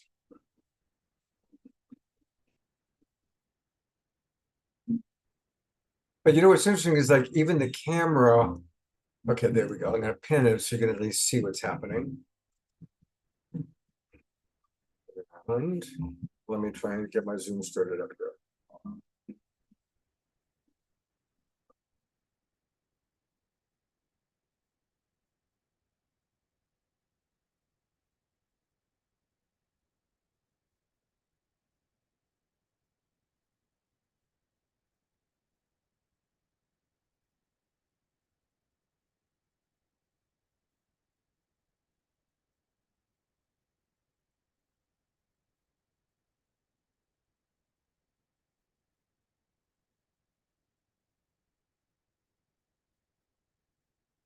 Okay.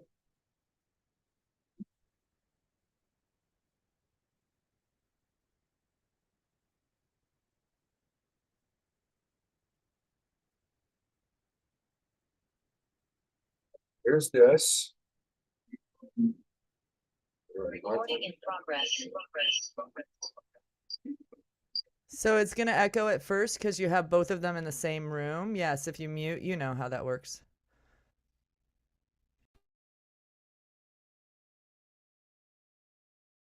And then you just change, Scott, you need to change the camera to the phone view via going down to your camera settings on your computer, on the Zoom on the computer, the master host, camera settings. And then it should show up your phone camera as the view. Then everything will be routed through the camera instead. It should be the second right under at FaceTime HD camera. You got it. Except it's blurred for some reason.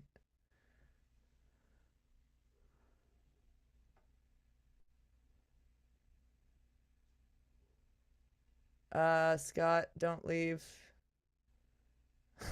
Sorry, everyone. Just trying to help. Sometimes it really works. It's just...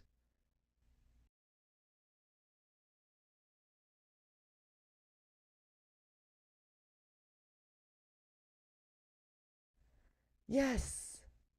Yes, we've got pictures, Scott. You can walk with it, and you should have audio on the phone. So then you can unmute your camera on the phone and direct the camera towards the concert, and we should be good. Thank you. Hopefully this helps. Sorry, everyone.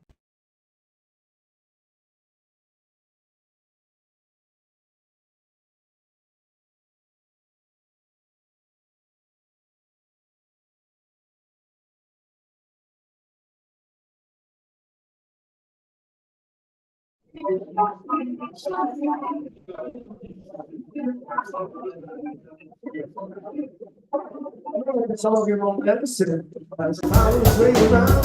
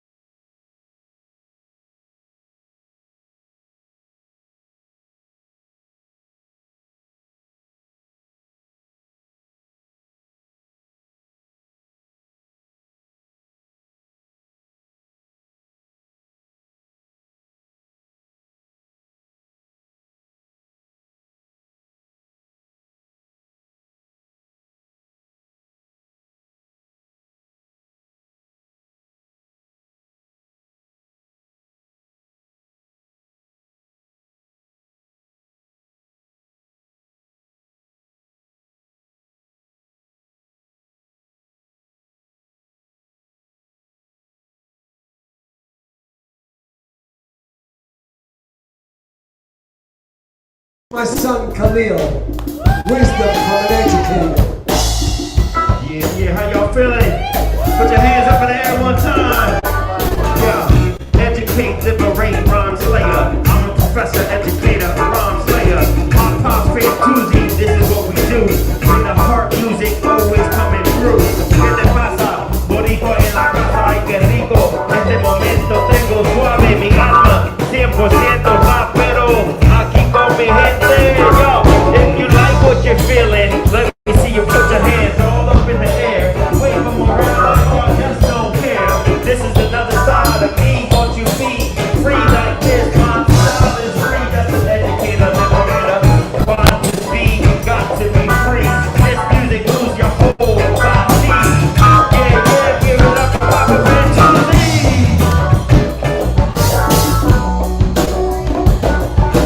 Some of the things we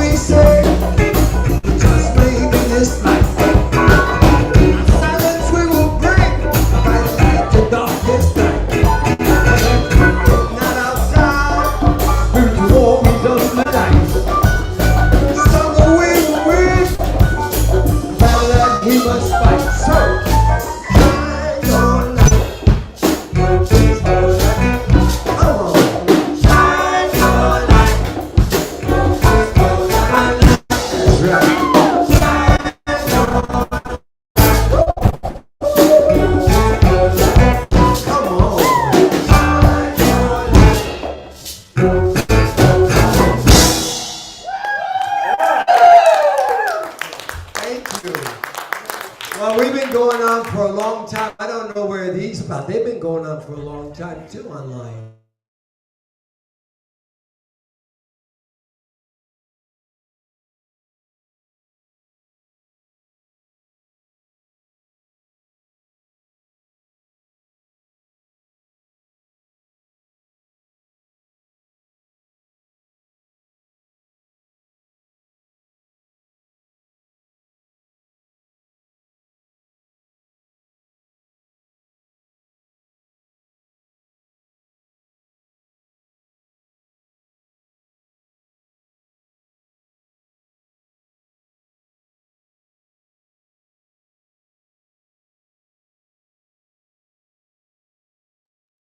I apologize for it not going so easily to watch the Fantuzzi concert. I know you've got like little snippets of it. He's wrapping up, so I'm going to wrap it up too. Thank you, everybody, for being with us. And I'm glad you at least got one good song in. Thank you, Johanna, for all that you do to make things happen. And hope to see you all on Wednesday night. We're going to learn all about lucid dreaming. Thursday night, special event with the Twin Ray. You do make sure you open up the email that I sent out that has the Zoom room link for that. And then Saturday night. And I'm going to put the Wild Monk and his buddy on. Jerry, we're kind of coming in and out because of, but we are going to do, we're going to do something special for Jerry in the next few weeks. So we love you, Jerry, and your buddy. There he is. And I'm going to go to gallery view one last time, everybody. It's been quite a night. It's been an amazing 4 years, and I look forward to 4 more years with all of you. Take care, everybody. Good night, and God bless.